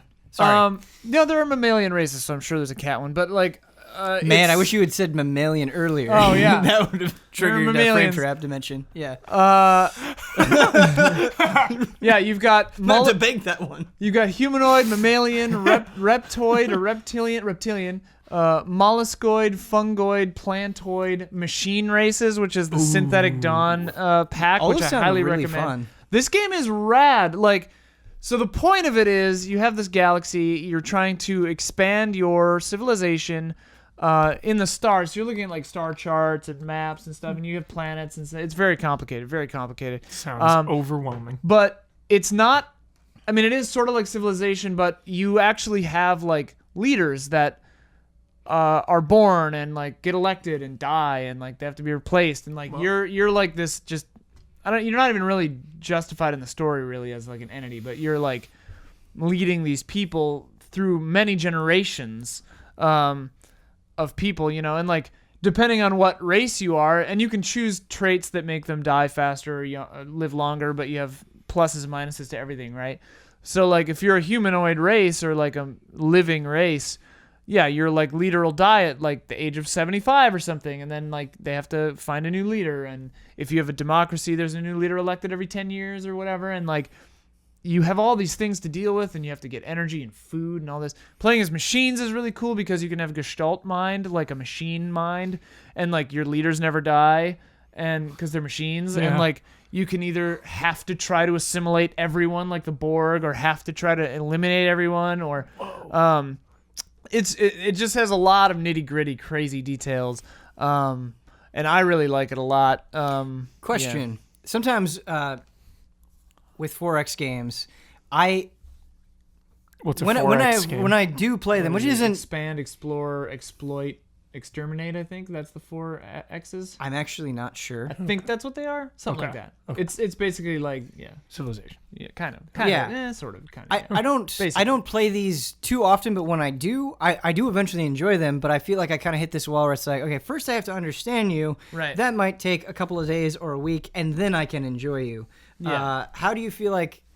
Because it sounds like there's so much that you can do, and you said nitty gritty. How long does it take you to kind of get into the flow of the game, where you weren't questioning everything presented to you? Basically. The cool thing about it was I jumped in and made my own race, and I didn't turn on Iron Man, so I wasn't getting achievements, which kind of sucks because I've like done all these things that would have given me achievements, but it does a good job. It has a tutorial, that little like robot that pops up and is like, this is what's happening, and it pauses the game if you're solo, single player, every time that happens. I felt like just by playing it, I was learning it.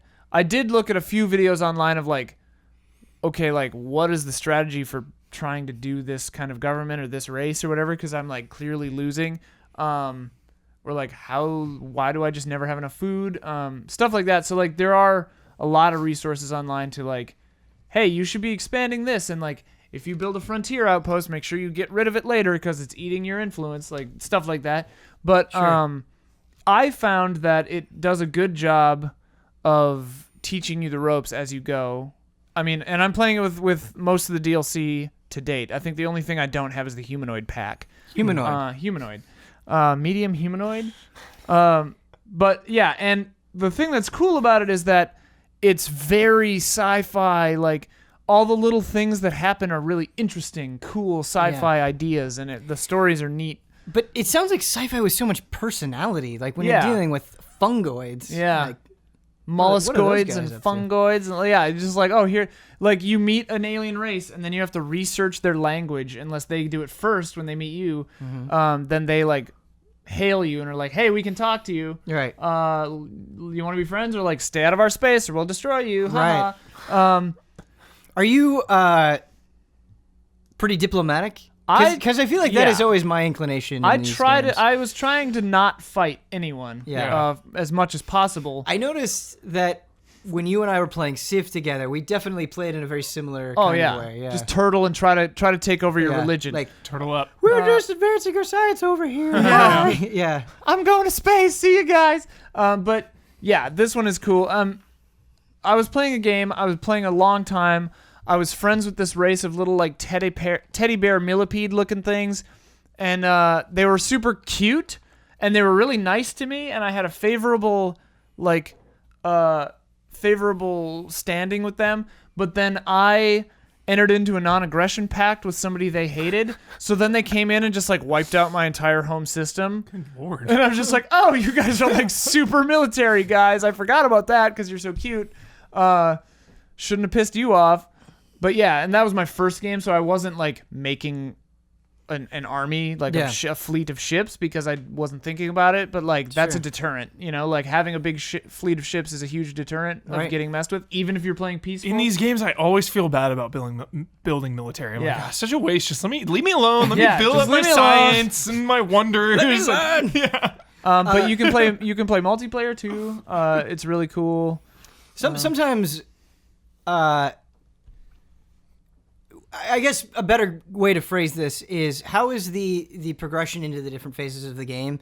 Like, you know, eventually you're going to expand, you're going to grow, and you're going to interact with more people, and other factions are going to turn on you. Yeah. Do you feel like when those kind of switch flips happen, that there's some sort of logic behind them, or are some of the decisions from the AI like erratic? Like how does that feel? Is it like, okay, I can see why they did this based on this and this and this based on their position? Playing the game as it is now, I felt that when enemies did things, it was in line with their mentality. Okay. Because you have like, if you meet somebody who's like a hive mind, assimilator, you know eventually they're going to try to assimilate you. Like that's just what you know. So you're just like, okay, I need to make like a border of ships on the shared border, and I need to like take planets before they do to keep them from influencing my like borders of space. Like you start like thinking like that. Yeah, you can definitely be surprised though, and space battles happen quick. Like they'll come in, especially if you're trying to invade. Like I was trying to take over this hive mind of like weird like fungus infected bear things, and I had equivalent military power to them, but since I was going in and trying to blow up their space station that had like defensive turrets, I got wiped out, and then they started sending little like exhibitionary forces into my space, and like I was just like, oh man, I was like, I haven't even checked my MySpace in so long, like get out of here. But yeah, it's very cool, and that was cute. Thanks. It's not as pronounced as Civ, like the phases of gameplay. Sure. But if you're playing as a living race, not a machine race, where you have like factions and stuff, like you can start having rebel factions within your own people. Like, because you're governing this thing over thousands of years, politics will change. Like, people on this other planet over here, if you leave them alone too much, they're going to start coming up with their own philosophies and ways of thinking, And the cool thing is they're all kind of like branches of whatever tree you started on. So like if you started with a like fanatically science-based people, these guys over here on this planet might like form some religion. Like they might start thinking of science almost as like a religion, and like they'll just kind of do that naturally. And you can break out little groups of planets. Once your empire gets so big, you have to start like splitting them off into like self-governing bodies, because like you can't govern all of them yourself, you know? Yeah. It gets pretty nuts. When you're dealing with so many clusters of things in space, right? And that's the scale that you're trying to actually manage. Yeah. Is it easy to forget, like, oh, we've left these guys alone for a while. Like, let's check in on them. Like, does the game kind of poke you and be like, hey, man, like, check out this sector a little bit more? And it's good at kind of feeding you those little reminders. The game will be like, hey, you've got unrest over here, or like unemployment's happening. These guys are going to start getting pissed in like 10 years. Like, gotcha. Yeah, and you have like various timers and limits and stuff. When you are encountering these different creatures, is this like voiced? Are these voice interactions? The AI tutorial guy is voiced. He'll read like the first sentence of the whole thing. Okay. I think there are a lot of little sounds with different aliens. I'm actually not remembering right now if a new alien race will say a thing, but I think they do. Yeah. Just like up front, they'll be like blah blah blah blah. Great. I just want the blah blah blah. Yeah, that's what I want. I Love think the that blah, is. blah, Yeah. For some reason, I'm not remembering specifically, but yes, I do. What was believe. that game we played at Game Trailers, Ian? Like it's like You're gonna have to be more specific. it was than all that. the circles. It was like a I know what multiplayer you're space talking game. It's the Neptune's browser Pride game. 2. Yeah. Neptune's Pride. Neptune's Loved that Pride. game, Ian, This is kind of like that. dude. Ian, this sounds legit awesome. I like Yeah. it. I have zero time to play it at this moment. Oh yeah. But It'd be wanna fun play to it. play like a big old multiplayer game of Stellaris. Yeah. It's how real long time. would that take? Oh, a long time. Like, how long is a long time? 6 hours. If we all knew the game well enough to play it at like fast. Yeah. Instead, there's normal, fast, and very fast. Yeah. And paused. Okay. If we knew the game well enough, all of us, to play it on fast without pausing very much, it would take like all day probably still. Like 9, 10, 6, 4, 3 hours. I love how you were like trying to parse that out, and you're like, Yeah. well, if we did this and everybody's on this level, it would take all day. All day. I mean, this is coming from someone who like, I've got a solo game going and a multiplayer game with my friend going, and neither of them have finished. Like, no one has won yet. That's fun though, keeping It's it on fun. pause. Yeah. And it's like a board just- game you can play with each other online. And you can know? win by like killing everyone, assimilating everyone, having everyone join your federation. Like, it's intense. It's so frustrating. It's just you have done a great job of making it sound really cool and really fun to dig into, but there is one predominating problem here. Time. No. Oh. We got some hunts. Oh, yeah, we must hunt. Yeah. And like, Hunter must hunt. I'm not going to play Stellaris ever again. Right. You enjoyed your time. Yeah. Now it's time to hunt. Now it's time to move hunt. on. Okay. Yeah. Time to hunt. We have one last game to talk about really quickly. I really don't want to get into it too much because I've only just started scratching the surface, but was so surprised that I feel like I should at least mention it, and now is a good time to mention it. I played anywhere from 60 to 90 minutes of the Metal Gear Survive open beta. Oh. Metal Gear Is Survive. that happening right now? That's happening right now, or has just recently ended. Had happened over the weekend. Okay. At the very least. Anyway. I think they're extending it a day possibly because of technical issues. Oh, nice. Yeah. Well, I have to say, Metal Gear Survive, very easy game to be cynical about for a number of reasons. Yeah. It's hard not to, I think, view it as like kind of this weird exploitative thing that doesn't understand Metal Gear. I think that's a very easy, outside, quick assumption to make. Boy, I had a lot of fun with the limited amount of time that I spent with Metal Gear Survive. That's what I'm hearing. And was way cooler than I was expecting. Yeah. Felt way better than I was expecting. And Ben, this is what we need. Yeah. We need these takes because you look online right now and the only headlines you see are Metal Gear Survive has microtransactions. Yeah. Right. Or Metal Gear Survive is not the Metal Gear that Kojima would have made. Yeah. And it's And you know, Although who the hell to be knows? complete, Yeah. to be completely frank with you, there are plenty of things worth being angry about. I heard there's microtransactions that can like speed things up and whatnot. Right. But 5 there- had that too. No, just in the world, there Mm-hmm. are plenty of things to be angry about, plenty of things to jump on the bandwagon of hand about, justifiably. Name 2. I'm just kidding. Don't. You can be here a while. No, anyway, getting outside of that, jokes aside, I think the reason why I'm hesitant and I don't want to go too much into it is because seeing how microtransactions affect the full game and the full extent of progression, I don't know. I'm just saying the matches that I was playing were really fun for a number of reasons. And Metal Gear Survive is, as the game sounds, you are trying to survive waves of enemies. Mm-hmm. And you have this thing that you have to protect, but what's so cool about it is you actually legitimately feel limited in like a good way. You like whatever bullets you have, whatever resources you have, you really have to think about when you use them, because you can go all in, have a round where it's like, man, I did great, get to the next round and be like, I have nothing and I don't have the resources to craft anything.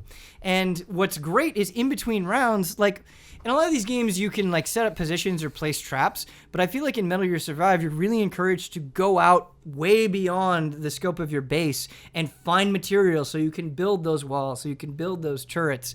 And they even have side missions. Like the first side mission that you do on this easy map is you go and you get resources, and then the second one is a lot more dangerous. You encounter high-level, hard-hitting guys, but you can get this little walker that will just make that last wave much, much, much, much easier than it would be otherwise. And that's a good part because these things are stronger, where it's like, oh, well, let's play Metal Gear and sneak around. And it just felt really good. The matches, at least what the little that I experienced, felt like they were at a really good length, and it was challenging without being completely overwhelming. I thought it controlled really well.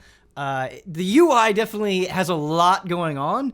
I think anytime that you have to craft so many things, it's a little nuts, but I love the way that they've mapped it out. And so like you can pretty much access anything that you need to with the D-pad, quickly switch between things. I want to build this wall, hit R1. And so I felt like once I understand what it was presenting me, I could do all of the things very quickly. And I think in a game where it's like, oh man, I need to do this before the next wave is incoming, that's extremely important. And I think Metal Gear Survive does a good job of this. This was a game I was ready to write off and will totally be playing after release. And I know Brandon went to an event and it sounded like he loved it as well. Yeah. And so it would be nice to play it with you guys and maybe give this game more of a chance than I think we were expecting to. What really pleased me was hearing that the game's only like 15 hours to go through, like the story mode. Okay. So I was like, good. I because at first glance, I was anticipating microtransaction grind fest that is like 60 hours long, and it has no business being that long. It doesn't need to be. But then one of the recent interviews I saw was that they said, yeah, it'll take about 15 hours to 15 to 20, I think, to get through. And it was cool because they like the weapons, they like built a chain link fence, and then I saw them build a giant spear, and then they started stabbing through the chain link fence. So I was like, oh, that's kind of interesting. Yeah. Finally. One thing that I did think was really weird, in a favorable way for me, is there was a wooden fence and then a chain link fence right next to each other. The wooden fence got knocked down, and the next wave of enemies came in, and they could have just gone through this huge gaping hole, but they kept just running into the chain link fence. Yeah. So I was like, all right, I'm not going to complain, but a little weird that you're doing this. Man, little pre-HOTTAKE, though. Yeah, a little pre-HOTTAKE. Are you comfortable supporting this game after what allegedly went down with Kojima, with Konami, with those working conditions? Does that bother you? Are you ready to just... Great question. Are you ready to like forgive and forget and move on and give this game a fair shake? Yeah, I think where I'm at with Metal Gear Survive, I'm not saying that it's going to be amazing. I'm not even saying that it's going to be good. I think where I'm coming from is, I'm actually going to make an effort to try to figure out what this is about and try to spend enough time with it to properly evaluate it versus not paying attention to it all. That's because then when you take the deep dive, it's like, well, this game's actually fair and good on them. Or it could turn out to be like, wow, really got to those end game missions, and now I need to spend an extra $50 for these materials. It's giving me the idea that there's a lot more here than I initially thought. And to speak about Kojima and the whole, like, the bad stuff that they did in Metal Gear Solid 5 with how that was structured and microtransactions and everything that went down, and just the general ill will felt towards Konami as of late. Here's my stance, and I'm not saying everybody has to take this stance, but Kojima is somebody who I have a lot of respect for, obviously. I talk nonstop about Metal Gear Solid, or at least it feels like I do. But video games are made by a lot of people. Yeah. You know, if Metal Gear Survive is a good game, this was made by a team of talented people that put a lot of effort into it. And if it's good, I want to give it a chance whether Kojima's involved or not. You know, outside of that, there are more people to praise when it comes to making video games outside of Kojima. I'm sure a lot of Kojima's friends have worked on this. Sure. He worked with those people for so long. Yeah, this process is a lot more complicated than that. And so I think it's really hard for me to be like, oh man, I got burned this one time, or I don't like how this went down, to just take an approach of, well, everything afterward has to be crap. You know, I don't think that's nuanced enough to really give these things the attention they may or may not deserve. Do we know how much this game will cost? 40, I believe. Yeah. Huh. Yeah. I was looking actually on it on Amazon last night, and you could get it on Amazon for like 33. So I was like, okay. Yeah. Like, so far, like, hey, this little beta that I've played and the price that I'm seeing, it seems like maybe this isn't as rotten as it could be, but who knows? Exactly. Like with Metal Gear Solid 5, right? Like that rottenness didn't hit us immediately. Yeah. So we'll have to see. I know, it's so scary because they could totally hide like it's like I see the game laid out and it's like, all right, 85% of the way through, let's crank up the required materials for this. It's like, Let it die. Shadow of War 26. Shadow of War is a good example, right? Where Yeah. it's like, okay, at the very end of the game, if you want to get this extra stuff, you gotta. Yeah. Right. Gosh, Shadow of War, if they had just ended the game after Act 3 and then Act 4 was just post-game, it would have been far less offensive. Yeah. Roll the credits, continue on the post-game if you want to for the true ending. Yeah. Don't make it just the main game. It's like, make it a bonus post-game thing. I think if you really want to take a lesson from 2017, it's that 2018 is going to have plenty of good games, but be skeptical. Like, nothing is guaranteed. Protect yourself. There are no Protect yourself. guarantees. Yeah. But When's it come out? February February 20th, I want to say, is when Metal Gear Survive comes out. Nice. So, don't take that as an endorsement of Metal Gear Survive. Exactly. Again, very limited amount of time. You I know spent what? with it, a lot to learn, but just cautiously interested. You know what I'm excited about? What are you excited about? Fox Engine. Yeah. It's good looking. Yeah, it is. It's so good looking. It is. Do you know what else is good looking? Your face. Thank you. Yeah. You know what else? HOTTAKE! Every time. That one was a little labored. I'll admit, good. YouTube comments, that one was a little labored. Still actually scared me. Did it? Oh, yeah. You always make me jump a little bit. Screaming a little For bit. We real. didn't have a chop in there. You gotta mix it up. Sometimes it's all in the eye. Sometimes the HOTTAKE is just a fierce look My shoe and a came sound that untied comes from the soul. from that. Did it? Yeah. Wow, I'm proud. You're powerful. I also have to say, Ian, for as much love as I gave Huber's face, you also have a beautiful face. Oh, thank you, Ben. You're welcome. There's still 6 hours and 35 minutes left for a Resident Evil 2 remake trailer today. Well, a whole week, because the Japanese 20th. True. Do you know what? anniversary. Do you know how I feel after you just said that? Still believe. Still believe. Still believe. I think it's happening. Here's today's HOTTAKE, and Dragon Ball FighterZ and Monster Hunter World got me thinking about it, and I want to gauge your opinion. So, with Monster Hunter World and Dragon Ball FighterZ, there is streamlining going on. They are trying to make those games easier to digest than other games that they have made in the past. There are conveniences had. With Dragon Ball FighterZ, it is like, hey, it is not that hard to do any one thing in this game. Like, if you want to dig into the mechanics, you can do these mechanics and feel good about it. Hey, we even threw in an auto combo system. Monster Hunter World, it's like, hey, we're doing a bunch of little conveniences here that we didn't have before. You can make a wish list for the materials that you gather for armor sets. You can So good. You can eat after you start a hunt. You don't necessarily have to do it in the hub. All of this stuff that combines, I think, for an easier to approach experience. First question, and then I have a follow-up question immediately afterward. Do you think streamlining inevitably loses some of the charm that series had built up initially? Do you think it will, if taken far enough, will eventually turn bad? I guess it depends on how you want to define streamlining, because to me, streamlining by definition is simplifying for the best benefit, the best result. So you're stripping away unnecessary elements or confusing or bad elements Sure. to make the best possible thing with the best possible flow. Sure. In terms of video game, I think oversimplification, then you've gone outside of streamlining into simplification or like dumbing down, which then I think for sure you can lose things. Sure. I don't really know what the deal is with crafting and stuff. Just from picking so many things up in Monster Hunter World, that's the part that I'm really trying to get myself to just not worry about. It's like, just whatever, don't overthink it. because I personally feel like crafting and those elements in games are sometimes far too complicated. Sure. You know, I look back to Dragon Quest VIII, and it's like you can do 2 ingredients or 3 ingredients. You put them in a pot. Right. Something pops out.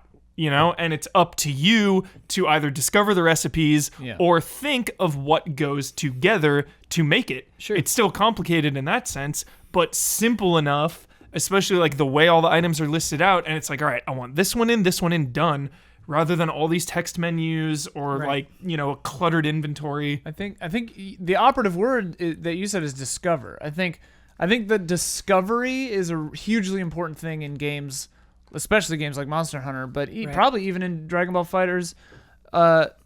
You can the art of simplification is de-obfuscating things so that it's not confusing, it's not intimidating, but leaving enough in that there is still that sense of discovery. Because if you simplify it to the extent that there's nothing to discover, people get bored. Mm-hmm. Sure, but I think you're also the size of discovery, right? The pool that you can discover changes a little bit. So just to play devil's advocate here, let's say Dragon Ball FighterZ, it's like, you can, you know, now that a lot of the execution barrier has gone away, not that there isn't any execution barrier, I don't want to make that statement, that's not what I'm saying, but it's just like, let's say somebody comes out and they're like, well, I don't have as much to learn, and I feel like I don't have the incentive to practice. I don't have the incentive to keep playing people online because I'm reaching the point of, hey, I figured it out. What do I have to improve on a lot more quickly?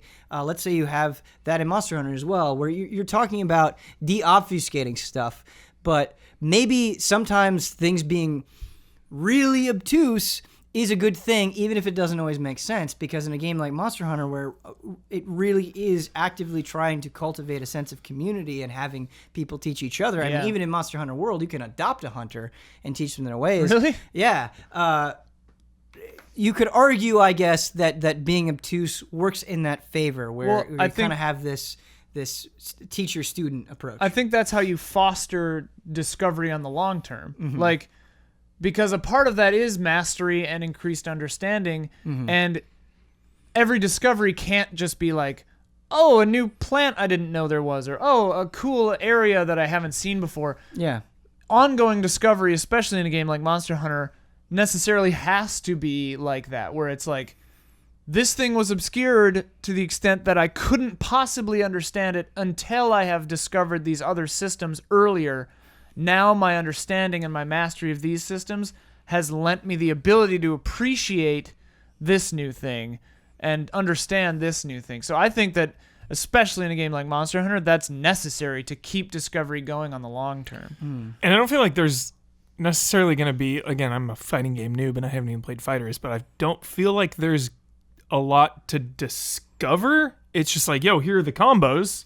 Right. You can do the combos, or you can do the easy combos. Yeah. And because the easy combo is less damage, the person who puts in the time and the work and can master those real combos is going to have the advantage. Mm-hmm. And I think that's great, because now we can hop in, have a good time. If someone that's doing real combos beats my ass, I'm okay with that. They put in the time. I still got to play and have fun. I think that's the difference between a Monster Hunter game and a fighting game. They both have that element of mastery and practice and repetition of skill, but like the fighting game just leans on that way more. Yeah, and if people are afraid that they've run out of things to really learn in fighters, I think you can always, every match is different, every opponent is different. You're still going to have to read and react in the moment. And, you know, like learning and discovering the moves is one thing, but then executing them and reacting and being focused and calm and cool and collected in a match is another. And a word you used when you were describing Dragon Ball FighterZ was accessibility. Yeah. And I think a really important thing, especially for fighting games and games like Monster Hunter, is that the learning curve is realistic, because for me, Monster Hunter Generations, the learning curve was like a brick wall. It was like, okay, you're in a huge amount of tutorials, learn everything, remember everything right now, and then you'll get to play up here, you know.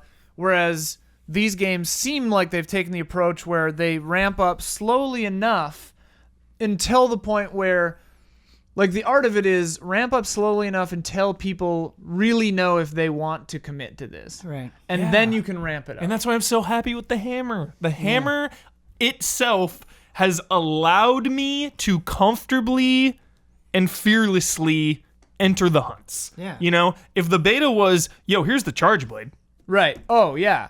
Which we've seen betas do before. It's like, you can do these 3 weapons. Yeah, it's like, this is so complicated. I don't know what I'm doing. Like, It's like, yo, here's the hammer. Go. Well, especially in Monster Hunter, because every weapon feels pretty different. And, like, there are weapons that I tried. I was like, if this were the only weapon, I'd be like, oh, this game doesn't click for me. I would say this game doesn't click for me. But because Monster Hunter has so many different weapons, you can try another one and say, oh, this weapon clicks for me. Yeah. This game is cool. Right. You know, it's hugely important. And there's still all that discovery with all those weapons. Yeah. You know? I think I haven't really voiced my own personal opinion on this topic yet, but when it comes to the idea of streamlining or accessibility or all these words that get thrown around, I think people get so hung up on the beginning but not on the end. And what I mean by that is so many people just get so obsessed where it's like, oh, I've dumped this many hours into it. I'm so committed to it. I've done this. These are my accomplishments. Why is it changing? It doesn't need to change. I like it. They just get obsessed and they can't see beyond the fact that it is happening, and they don't analyze the effect of that thing. Like if the end result, like let's take auto combos in Dragon Ball FighterZ, right? Yeah. If you just get obsessed that the fact that auto combos are in the game, that's not really an interesting conversation. It's just you don't like that they're there. Right. But we're not talking about, well, what do they actually do? It's like, hey, you're not going to be doing as much damage as you could be. Somebody who puts in the time, learns the combos, learns how to execute on them, they're going to beat you. Like, theoretically, they're going to beat you every time. And so is it really a big deal that this is in there? And I see, so there's basically a chase move that you can do in Dragon Ball FighterZ where you knock them away and you run after them. And they're like, people are just spamming that move over and over. I feel overwhelmed and I'm losing through this mechanic that's not really that hard to do. And it's like, you can knock them out of that. Like, you can get to a point where you're learning their behavior and you can stop that every single time and do a huge punish afterwards. And so it's like, I think we have to look beyond ourselves and say, hey, are there tools within this game that I can use? Is there more to learn? Where, like, you're talking about, like, the hammer and how you feel like you can just, at least on a basic level, grasp, like, what you're supposed to do with it. But it's like, I don't think you're sitting here saying, like, I'm a master of the hammer. No. I know what to do in every instance. I know how to use it on this monster. I know when to do these moves. It's like, there's still so much for you to learn, but it's great that you feel like you have a weapon where you can even dip into I'm learning the pool. now, like, releasing the charge sooner. Because, like, if you charge it, there's 3 stages of charge, and then there's an extra charge if you hold 0, and that has 3 stages. Yeah. 0. But, like, releasing or pressing attack during each of those stages will do a different attack and direction. So if, like, the monster moves, you know, and learn, like, that is a lot to wrap my head around. Right. But I think it's funny you bring up, you know, I thought of a lot of games. I thought of Injustice right away, and it's like, yo, everyone's dead shotting, but, like, put in the time and you can shut that down. Or, like, StarCraft 2, you know, you're gonna get destroyed early on, but it's just getting through that door. You know, it's like people online are trying to hold the door shut on you because they want to be the best and win, and it's like they're gonna cheese the living daylights out of you, especially if you're a beginner at the game. And it's just getting through that door and being able to shut down that cheese. Right. And then you, like, you know, I always go back to StarCraft 2 because it's like the first week I played, I was terrible, and then all of a sudden clicks and you matrix code, you just see the game differently, and, like, now I can stop a Zerg rush. Now I can stop some stupid void rays from coming over and killing my base. It's like it's learning all that you you bring up the cheese, because there are definitely games where the chase sounds like that people are taking advantage of new players to just like chase. Right. And I can imagine that as a new player, and I think that's another element that we need to talk about, is even if the solution seems simple to us, we have to take into account somebody that's never like seen this game at all, hasn't gone online, hasn't looked up everything, hasn't watched other people play it. Like, as a new player, how easy is it to identify those tools and when to use them? Right. Because I'm not sure in Fighters, for a brand new player just excited about playing a cool Dragon Ball game, that they go online and it's going to be easier for them to realize how they can take advantage of the thing. I'm not sure. Yeah. Maybe it will be, but it seems like maybe it won't be either, and that's something to think about. So when you play Injustice and you're dealing with Deadshot that first time, and I think that's kind of something that Monster Hunter, despite being a very different type of game, and we are kind of comparing apples to oranges a little bit, is really exciting, is because I feel like even when I get stonewalled, even when I card or fail a quest or whatever it is, I have avenues in my brain. Even if I don't know what everything does, I have at least enough options that I do know what they do that I can try and take a new approach. And I think that's really, really important. To me, that's the difference. Like you asked about, is it possible to oversimplify? And yeah, the answer is yes. But there's a word for well-executed simplicity, and that's elegance. Right. Like, if a system is well done and elegant, it's simple enough to grasp and deep enough to have depth of mastery, like of greater understanding. It's like playing Go or something. Like, at first the game is like pretty easy and you understand the rules, and then you're like, oh, this game's impossibly hard. Yeah.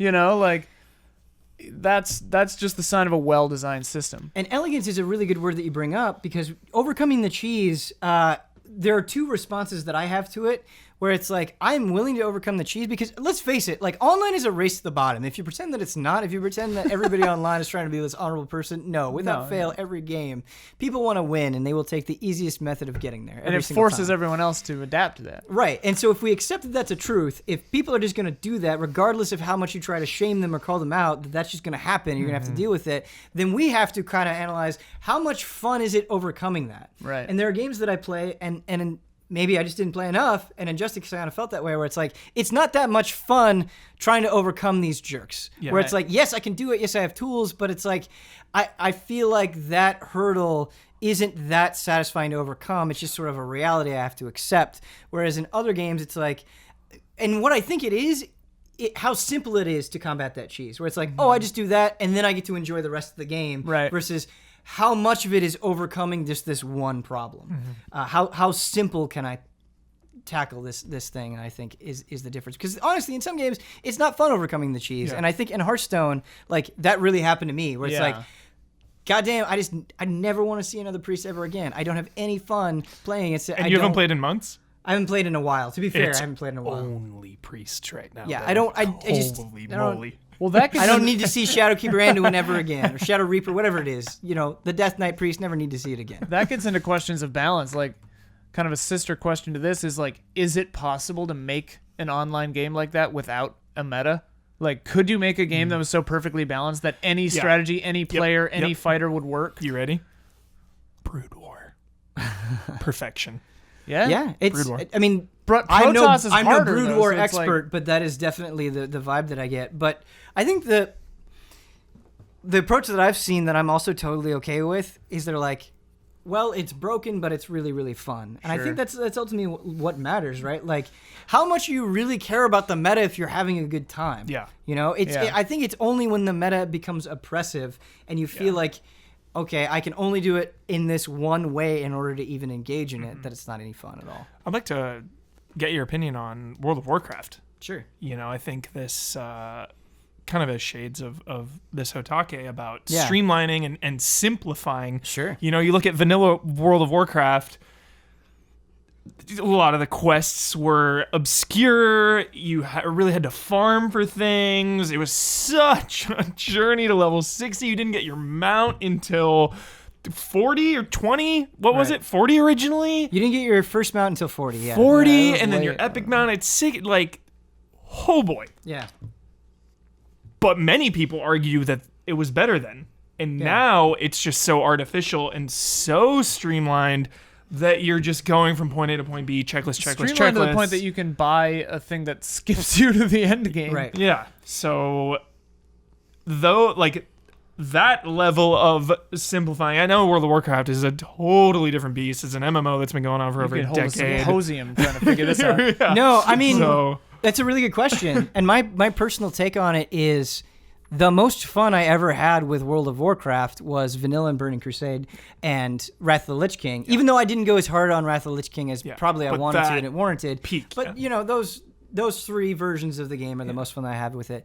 But it was also at a time where World of Warcraft was kind of commanding all of the attention anyway. Like, World of Warcraft was the game that everybody was playing. But time moves on. Other things come out. Our lives change. We're trying to, like, I was in high school when I started playing World of Warcraft. If World of Warcraft was that much of a commitment now, yes, I would probably enjoy it more. But I also just wouldn't play it because I can't do that right now. Yeah. And so I get excited when a new World of Warcraft expansion comes out because I know that I can just hop in. Yes, the experience might feel a little bit more shallow. Yes, there are people who are very understandably upset about that. But at the same time, it's like, I don't know if I would experience it all. So what is the better of these two evils? Right. You know what I mean? And I think it's okay for a game to evolve. And I know a lot of World of Warcraft's biggest changes have been extremely controversial. And in some cases, just bad. But I do commend them for trying to change so dramatically. Yeah. There are games that haven't tried to do that I think have really shrunk in size as a result because they're so dead set on being the same thing that they can't grow. And so I think that's really important. And I guess like a broader example of this is like Nintendo.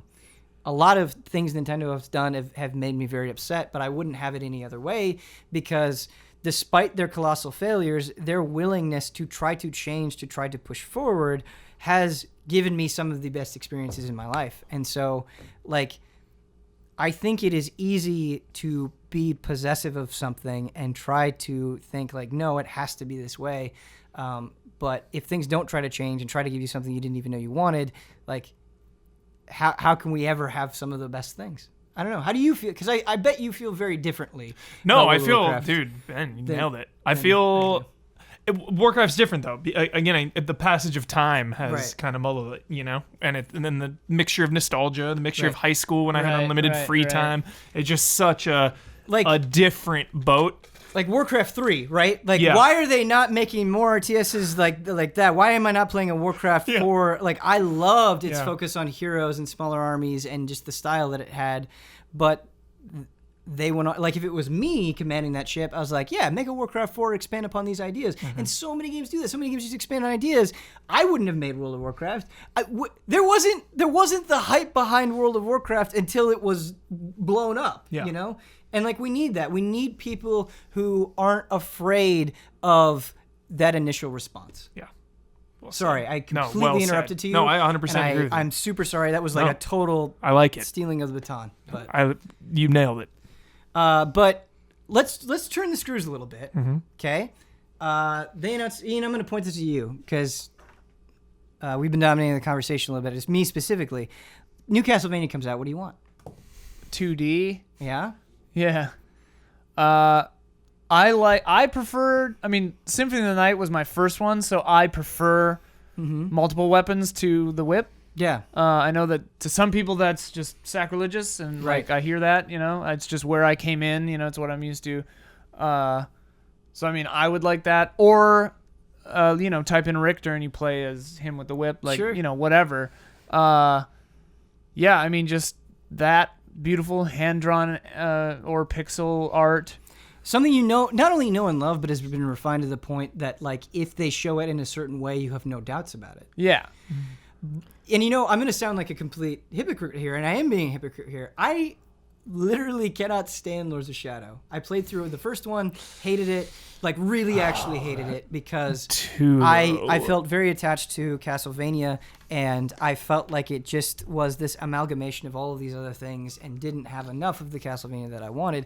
But at the same time, like, removing my own personal preferences from that, it's pretty awesome that they tried something like a Lords of Shadow, and not only mechanically was so different, but like narratively was so different. Like, they really went places with that Lords of Shadow story. It's funny because Swimming in Sevens is so great, but like not when it's Castlevania. I don't want to swim in sevens with Castlevania because to me, Lords of Shadow is nice. Right. So like some of those moves, you know, I always remember holding square with the whip. like when he does this, the like really powerful whip attack, like and some of the post game or the stinger at the end of the credits. I love that cutscene. Yeah. You know, it gets you. You're like, what the hell is happening? Yeah, like there's some cool stuff, but you know, I see both sides of like, let's get this sick retro 2D side-scrolling Symphony of the Night style thing. Yeah. Especially because they just are coming off of an open style world 3D action game. So maybe it's time to go back. But also if they did something entirely new, you know. I mean, From Software showed us what a 3D Castlevania would be with Canehurst Castle in Bloodborne. Like, that's how you do it and nail it. I mean, so I guess my real answer would be if they're not going to do a purist 2D, you know, hire From Software. A From Software style at least. It doesn't even have to be like the magic bullet. It doesn't even have to be all that soulsy. I mean, heavens to Murgatroyd. If it was actually From Software proper doing like a Castlevania, I would pass out for weeks. The world. I want to just see. I would put myself I just want to in see a your medical physical coma. reaction with Miyazaki whispering in your ear. Oh, yeah. Like, you don't even need to tell me what he's whispering. I just want to see your face. I would have them put me in like a medically induced coma and then just wake me up when it came out. Yeah. I wouldn't do that, but yeah, I mean that would be amazing.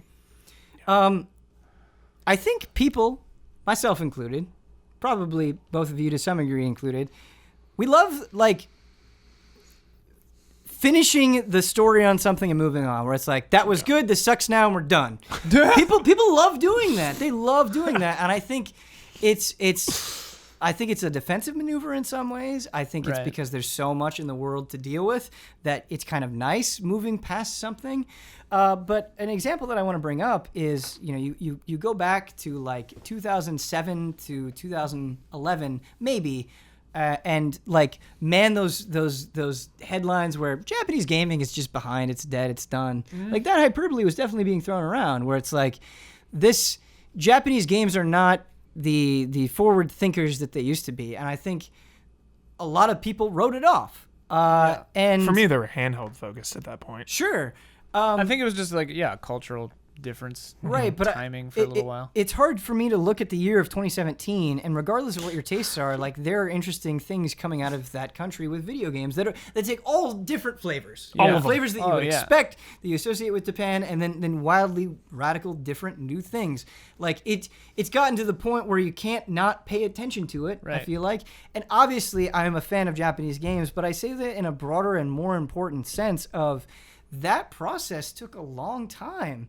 That took years and years and years. And so I think it is just more productive for us to, like, let these evolutions happen. Go with the flow. Yeah, and the thing is, I think, and the caveat here is, I think the point of criticism is important. Like, if something sucks, let them know it sucks. We're not going to get anywhere if we don't call things as they are.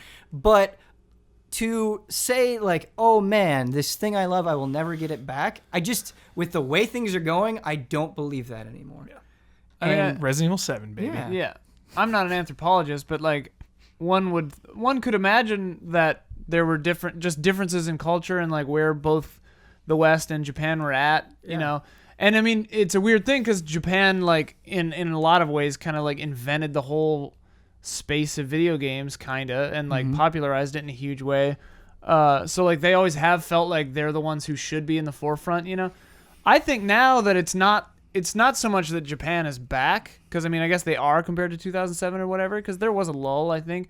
But now I think it's just more of a global thing where like developers from all kinds of countries from all over the place are doing great stuff. Like we got a lot of stuff coming out of like Poland and stuff that's just phenomenal. So it's like all over the place now, and I really like that, because then that's what I want to see, is just kind of perspectives from everybody. Right. And I think that if everyone's kind of operating at the same level, that's the best you can hope for. Right. And I think we are getting so many things of equal levels of good from all over the world. Yeah. That's awesome. Yeah. And I think something that's really encouraging to me, I mean, the scope of this HOTTAKE has definitely changed over the course of it, but that's okay. Like, I really love that we don't feel compelled to have an indie game category anymore. Sure. Like when we're talking about these games, when we're coming to a HOTTAKE and you're bringing games, and I'm like, okay, what indie games do you got for me? We're not having those conversations because that's a stupid way of thinking, in my opinion. We're bringing games to the table and evaluating them as they should be. And I love that this sort of novelty of like, oh, what big games are you playing and what little tiny games are you playing has gone away, and it's just kind of become games. And the stigma of Kickstarter is slowly wearing away because of huge successes. And accessibility to technology has progressed. Accessibility to technology, You can get, like, I've got Unity, Unreal, all these on my computer at home, and I don't even, like, do that. Right. Like, exactly. Not really, only are more games coming from more places and showing they can be of equal value, like, we're enabling games to come from an even greater number of places, and that is so important as well. It's great. And honestly, like, that comes from the platform holders as well. And like, it's so encouraging to see the Switch prop up these games that it didn't on any other Nintendo platforms before. That willingness, and I'm not saying it's perfect. I'm not saying they can't do more to showcase some of these games, but the way that they are treating their non-Nintendo developers is so much better. I mean, you go and you look at DSiWare, and that was like a desolate graveyard of crap, and they made no effort to kind of spruce it up or call attention to it. And I think that evolution is so encouraging as well. I think internet and Twitch has also helped a lot, because absolutely. It's a time now where, like, you know, back in the day, say you're not into JRPGs, you walk into a store, you see JRPGs, like, I don't want that. I don't know what that is. This looks weird. That's not for me. Right. Now that same person can go on Twitch or the internet and see someone playing it and talking about it that loves it, and they're like, oh, wow, that actually looks like it's for me. Maybe I'll give it a shot now. And from the standpoint of the developers, I watched a talk at last year's GDC from the Salt and Sanctuary people, Ska Games, where they were saying, like, they showed their, like, sales numbers, and they're like, we were doing okay, and then this big spike is when we got a streamer just chose to play the game, like, 2 months after it came out, and then it was just, like, smooth sailing, kind of, you know, more or less. And it is a little bit scary giving individuals power when they don't have any, like, editorial oversight, for example. Like, that brings its own problems. Yeah. But Huber, I completely agree with you, and I think we have personal experience with this, and you have this personal experience as well. Going back to the early days of game trailers, the way, like, the powers that be viewed things was like, they weren't paying attention to streamers, they were paying attention to this very limited, very big pool of voices. Right. Very, very limited, big audience pool of voices. Yeah. And it's like, I remember it's like, no, you can't cover that because that's not going to draw enough attention. And it was like this predetermined list of, like, Call of Duty will always be X. Right. And I don't feel like we live in that world anymore because we've given more people the ability to voice. You have these audiences, you have these people being like, no, this RPG is awesome, or this game from this genre is awesome. And I feel like because you're spreading out the level of voices available, like, they have just as much power as like an IGN or a GameSpot or anything like that, or an Easy Allies. Was Call of Duty number one selling game again in 2017? I don't know. It was, yeah. I don't know, And but how I crazy feel like is it matters a little less. Yeah. In, like, a way. Yeah. But That's just my perspective. It's but crazy, though, because it's, like, not really anywhere for awards, so it's not Right. really getting that, like, critical GOTY awards. Right. And It it's doesn't like, need to. and it's, like, not really at, like, the top of Twitch charts.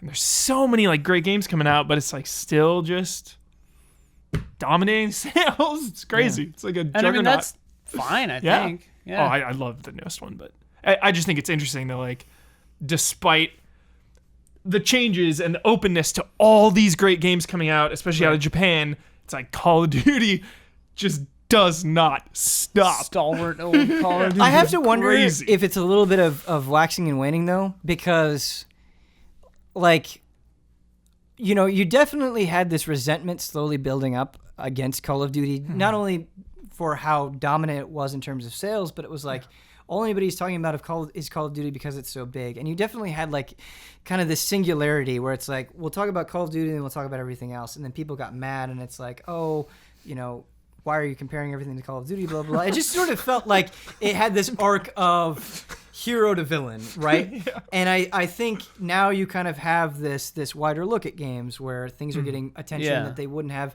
in other times. But I have to wonder if history will repeat itself and things will kind of contract again. I was just I wondering feel like that though myself. it somehow survived though that backlash. I feel like a couple years ago there was a moment where it was like enough Call of Duty, and we got Ghosts, which was like one of the worst ones critically, and it was like, for all intents and purposes, it felt like Call of Duty was ready to die, and then now here we are again, 2017. I think because they like, shifted up, shifted it. They went back to World War II. Like they know how to play their cards right.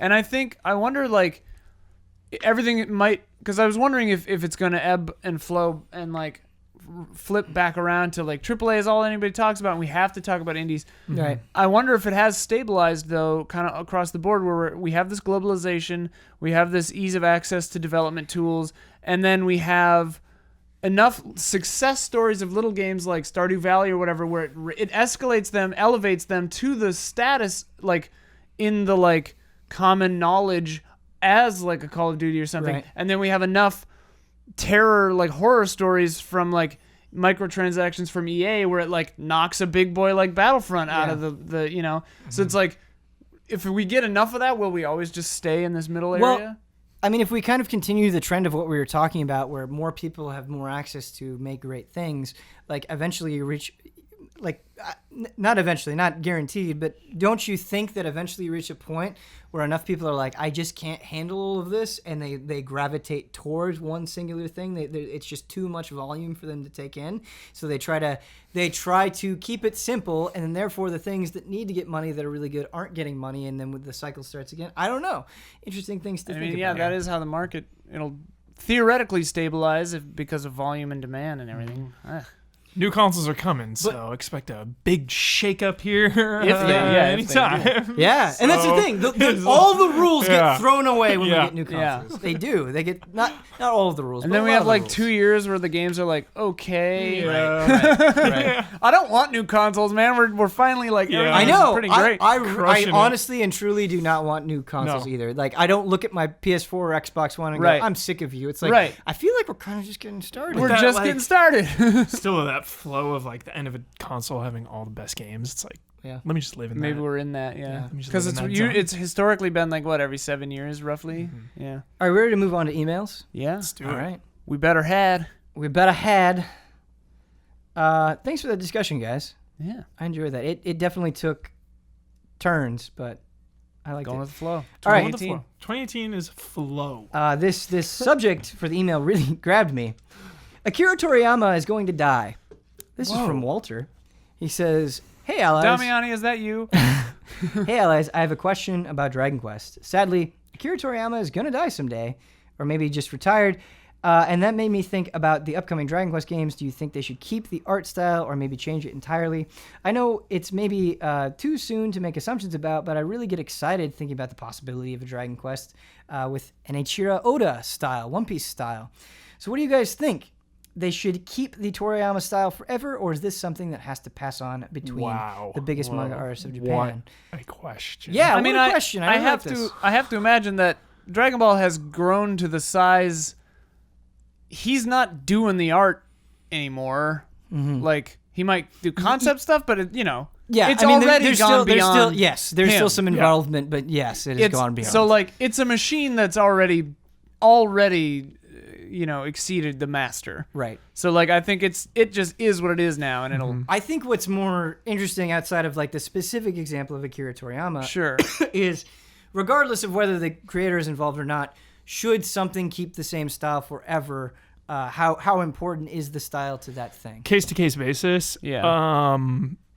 Dragon Quest is so much bigger in Japan than it is here. It is like a part of cultural life over there, Right. So I can't imagine it changing really, because it is so rooted in that style. Right. And they love it and eat it up, know? And I'm always open to change. I'm always open to mix it up. Right.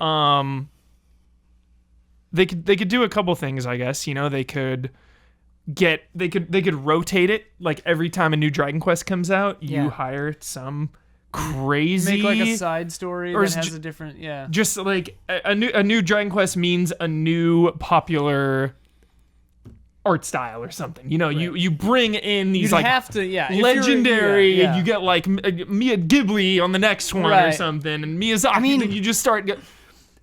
We just had a really long conversation about how important it is for things to change. Yeah. But at the same time, the other side of that coin, I think you need to say, what is this thing? Yeah. Right. And like, when you have an art style for something like Dragon Quest, where it's been a part of it for so long, Iconic. I feel like the entire warmth, the entire it vibe of would- that yeah. is based on Yeah. the way that those characters look and express themselves. And so if you take that away, and it's like, what is it? And I'm not saying that you can't change. I'm not saying you can't do crazy new things. I mean, for all intents, it seems like making an MMO with Dragon Quest X and all the new stuff they're doing in Dragon Quest XI. It's not like there isn't any evolution, but I think the warmth of Dragon Quest is so important to what it is that if you just suddenly create new art, Yeah. it's why are you doing it? I don't think if changing just he- because is good. I think you have to change with a purpose. It's if Toriyama passed away, you know, which If- we all do. It'll happen one day. I see what but you're even saying. then, like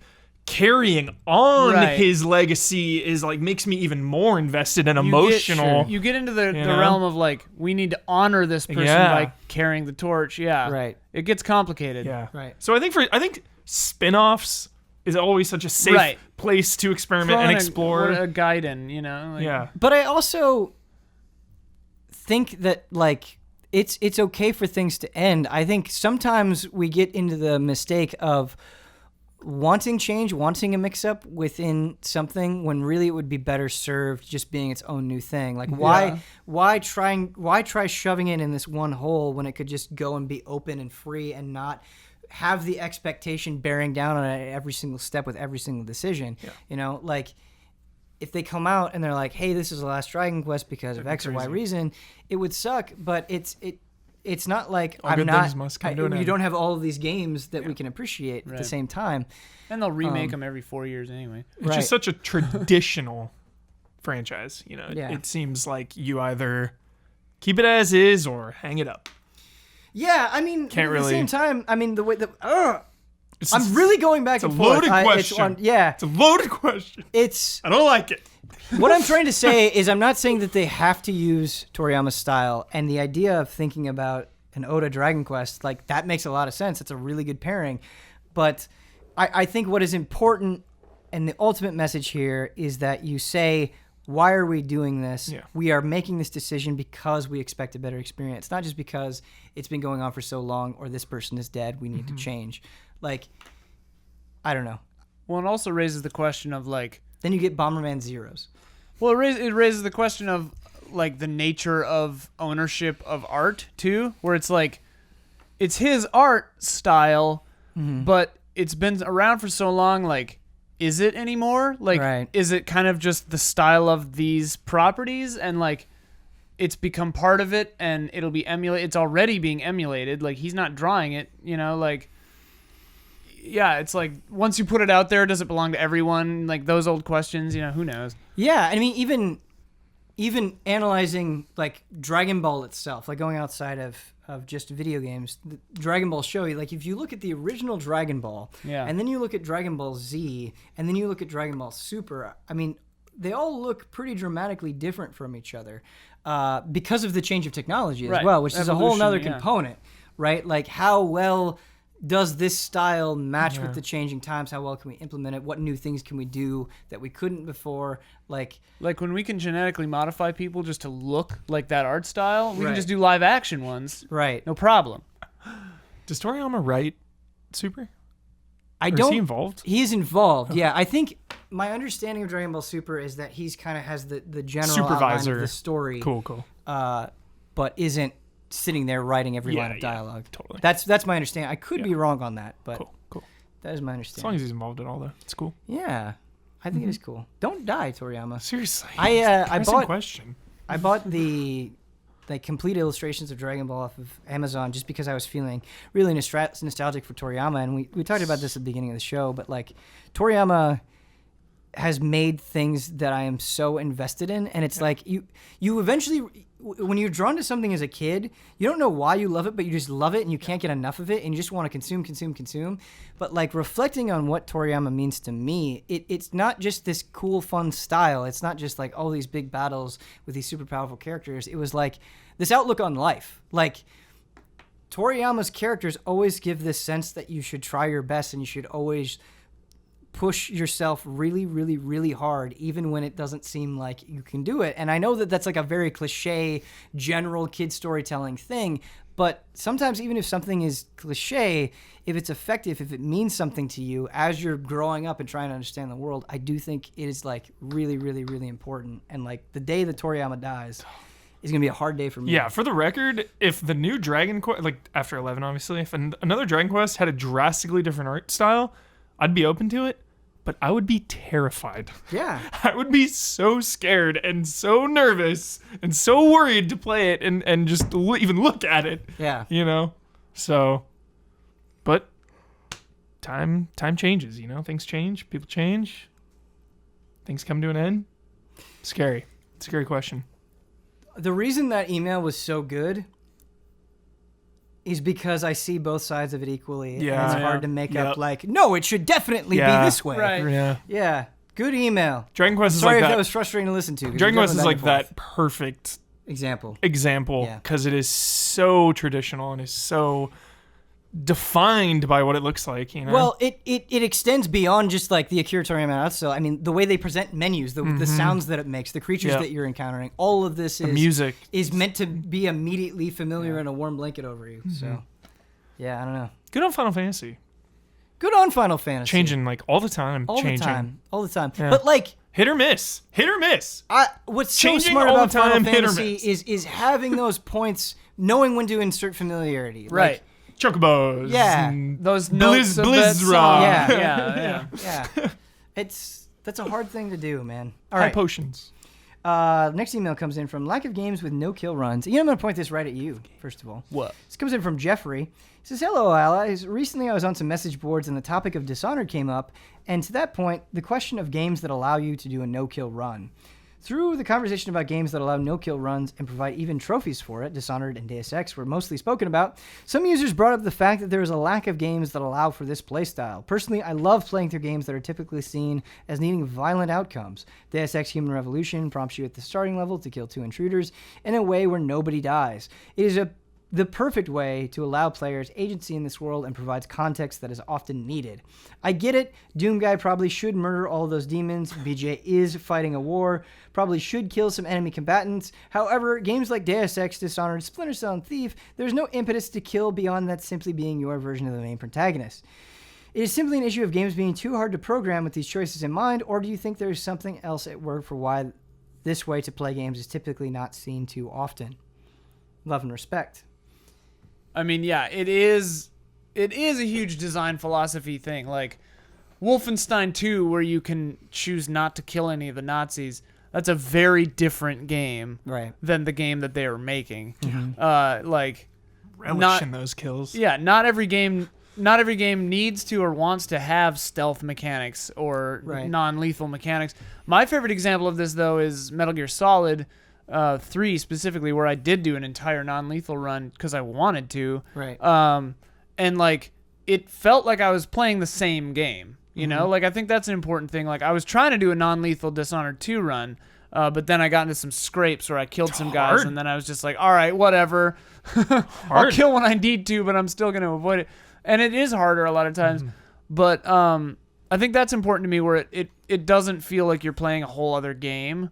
It feels like the same game, whereas like Doom would be very weird in a different game if they put that kind of stuff into it, where you just like snuck by everybody, you know? Yeah, especially too because Doom and Wolfenstein are so different than Dishonored and Deus Ex in terms of like structure. You know, those are linear, not go directly forward, but basically, you know, get through the stage. Right. Whereas Dishonored and Deus Ex have larger and open world areas that you can manipulate. And you have to program. Yeah, the level design is you designed with a whole other level of stuff in mind. The AI has to be designed totally differently to like consider vision cones and that kind of stuff. And yeah, it's a whole lot of other considerations. Sure. But what do you think about the general sentiment of just number of ways to interact with a game, period? Because, like, again, speaking to Metal Gear Solid, one of the coolest things that I thought they introduced in Metal Gear Solid 2 was, man, you can stick up guys and they have, like, their own unique dialogue, and it's just, like, a totally different way of thinking about a weapon. Not just a means to an end, but a way to intimidate and to get information And it makes it feel like it exists in that world more. Right. Like, this thing is a threat. Right, and I think that's something to keep in mind, where if you are somebody going on this stealth mission, information is really important, and so you would use the tools to intimidate, to exploit, to manipulate, beyond just shoot them in the face. Right. And I really sympathize where this is coming from, where it's like, why aren't there more ways to interact in games? Why don't we push for that more than we Conversely, are? I've had experiences where the opposite of that is true, where I'm going through a game where for some reason, I've been led to believe that I can do the whole game non-lethal, and then there's that one part, that cutscene or whatever, where you have to kill somebody, and I feel betrayed by that. I'm like, oh man, that's not the version of my Commander Shepard or whoever whatever game it is. You know, like, that's not how I'm playing this game. How dare you force me to kill this person? You know? And, like, it's kind of the opposite of that, where, like, I have the opportunity to stick somebody up and not kill them. But yeah, like, forcing me to kill them is it's terrible. I love those video games, you know. I think it just pulls me in the world more. I think of Deus Ex and Dishonored. Yeah. And you got to keep a low profile. You know, you're trying to get through this mission, you're trying to be low key, but when you botch it and shit goes down, and, you know, I got to pull out my revolver and defend myself and take a couple people with me, like that. That goes down, and it just throws me so into the world, because then I'm really trying so hard on the stealth parts, and it's so rewarding when you don't set off an alarm and you get through. It feels more realistic. Yeah. Like, that's how you would approach this situation most of the time in real life, is like, you go in, perfect world, no one ever knows you were there. Yeah. And then, like, that moment where you're like, damn, all right, you know, like, it just feels more impactful. Especially in, you know, I think of Dishonored, and I think of the cat, the golden cat, the lucky cat, the cat house, whatever the cat is called. Yeah. I think it's just called the golden cat, I think. Yeah, and I think of those, the brothers that are, like, just despicable people, and it's like, well, maybe I'll kill these guys. And that's what I did, I like you know? when you're like, my character hates you. I would take you out. Where it's like the lowly guards that aren't really involved in anything, they're just getting a paycheck going to work. I'm going to maybe knock them out, put them in a corner, but then I get to my target, and it's like, you're going down. I got to take you out. Didn't one of the Uncharted's hit on that, where it was like Drake or somebody was like, I don't want to kill these guys, and it's like, don't worry, they're tranquilizer darts or whatever. I feel like that happened at one point. I can't think of it specifically in Uncharted, but you have had games like make that kind of. There was a game framed it in such a way that said that, like, Batman. they expressly said that. In my opinion, and actually I would argue in favor of this mindset of, like, if you're a team trying to make a game and it's like, well, we could do 3 things okay or 1 thing really good. Let's always do the 1 thing really, really good. Yeah. But I think a creative solution around that, and I think of PUBG, right, where just the structure of that game, by adding the element of human voice, you change how you interact with people.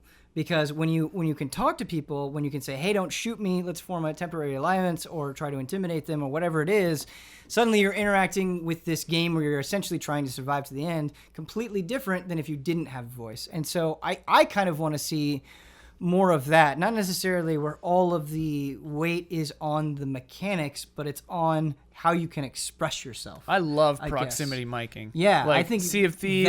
There's a lot of potential there. Alien Isolation, didn't that have some proximity miking stuff? I thought something like that, but, like, I just saw a great GIF on YouTube or Twitter today where it's like when 2 people are terrible at PUBG, and the guy was like, they both were shooting at each other and shooting for like 25 seconds, like, full clip. I think I've reload, seen this clip. Everyone's shooting. Yeah. And then the guy's finally like, yo, we're both just terrible. Let's just walk away. I saw that. Yeah. Just walk away. Yeah. And the guy's like, all right. And they both just leave. Yeah. It's so funny.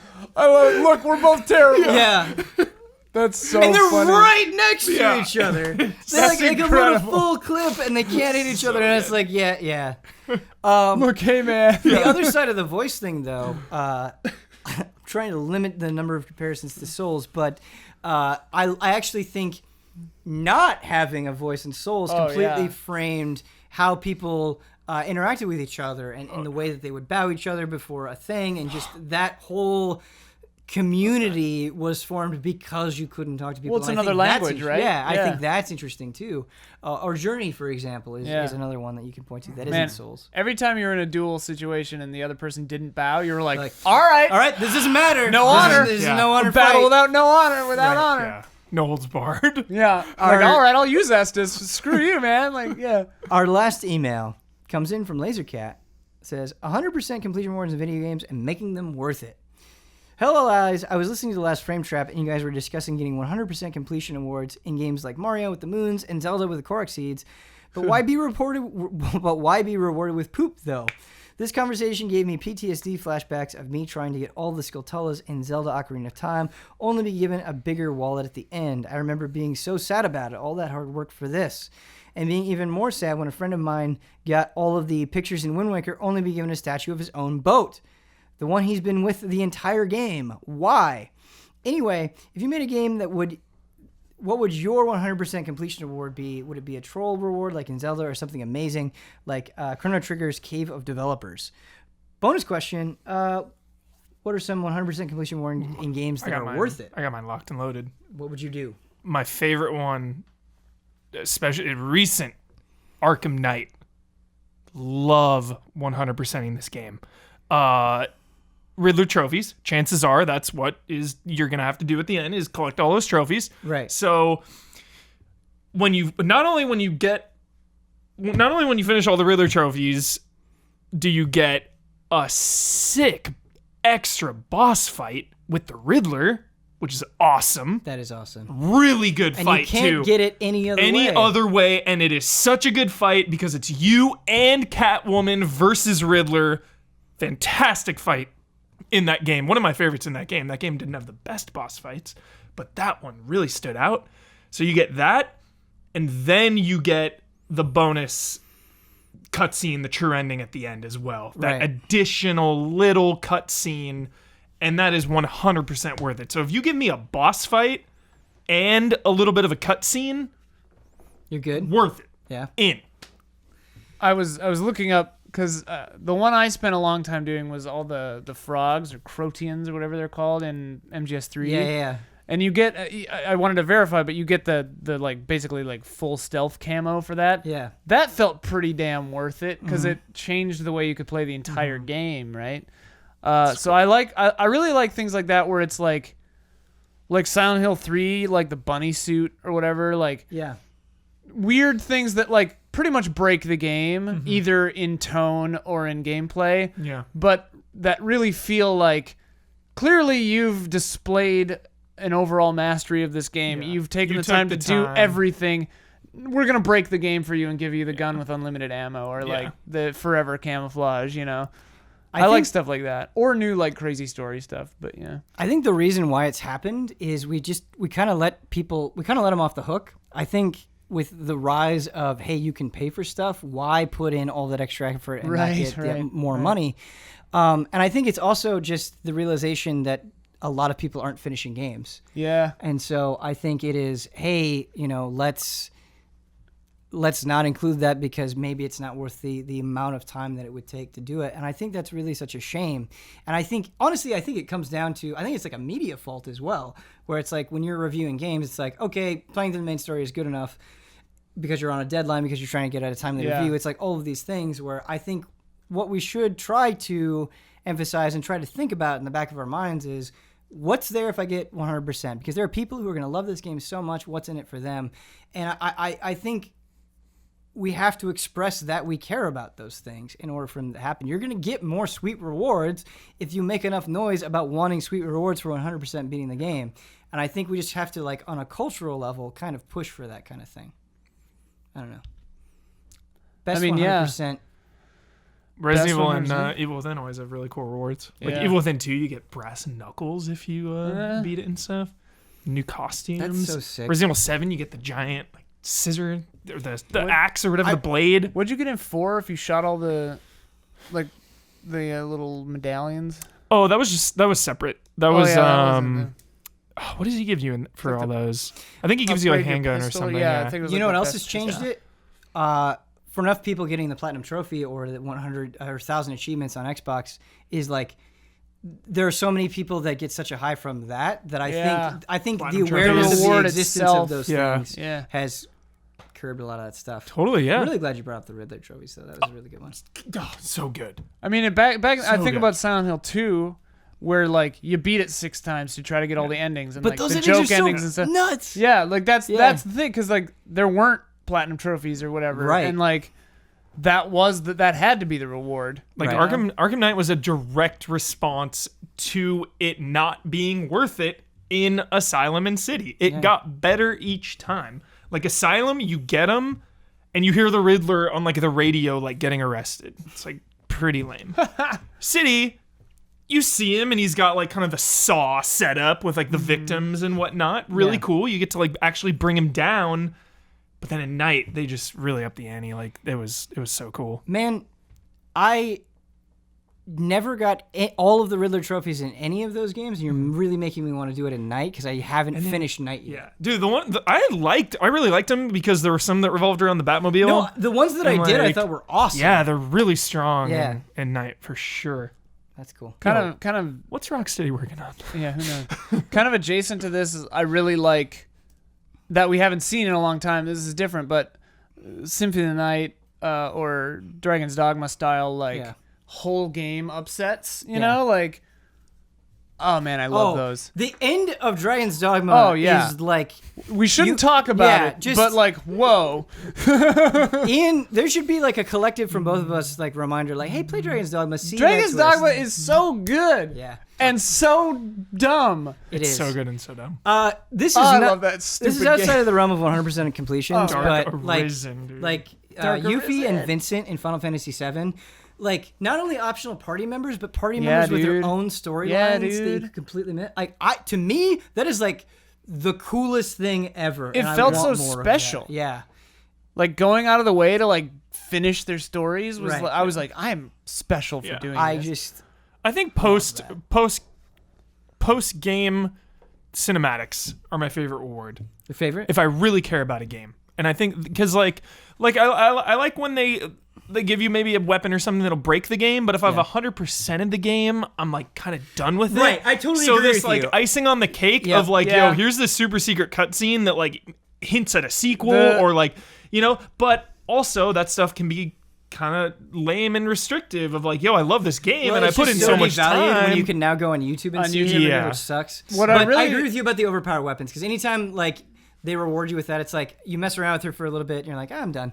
But it's like you would have been done without messing around with it. That's true. You know? That's true. My favorite thing, the Talos Principle and Road to Gehenna, the expansion, have really, really good, super good, like good ending, bad ending kind of situations where it's like you get the real ending if you do all the stuff, you know, and like if Cool, you cool. get all the stars or whatever it is you have to do to unlock it. Yeah. In Road to Gehenna, it's a different kind of situation you have to do to get the ending, but like the ending is so cool and feels like so much better. I love Than stuff what you like get that. otherwise. Yeah, like a good real ending is always worth it. I think Gotta play Talos Principle more. Oh man, I love that game. I think the best troll ever has got to be Vice City, right? Oh, the 100% of the game, and all I got was this stupid yeah, shirt. yeah. Classic. What, was it Classic San troll. Andreas where they put an Easter egg and they're like, you're not supposed to go up here or something like that? Might have been San Andreas. Okay. The one I remember from when I was a kid, and like I'm about to spoil the Martian Chronicles on PC, but sorry, but No frame reference for that. and I don't know if my dad and I just got like the crappy joke ending or if Yeah. this is the real ending. But like the whole game, you're trying to get into this vault, and then you get into the vault finally. And this is from memory, but like whatever. But like you get into the vault and it's just a fortune cookie, and the fortune just says "Don't worry, be happy," and that's like the end of the game. That's That pretty we got. amazing. I was just like, "What?" Yeah. It was pretty hilarious. Holy crap. Yeah. Martian like Chronicles? the Martian All Chronicles. right, I want to look that up. I gotta That's a find and YouTube. play that game again because that is That'd be a good stream. That's a kooky little weird game. Yo, you never beat Arkham Knight?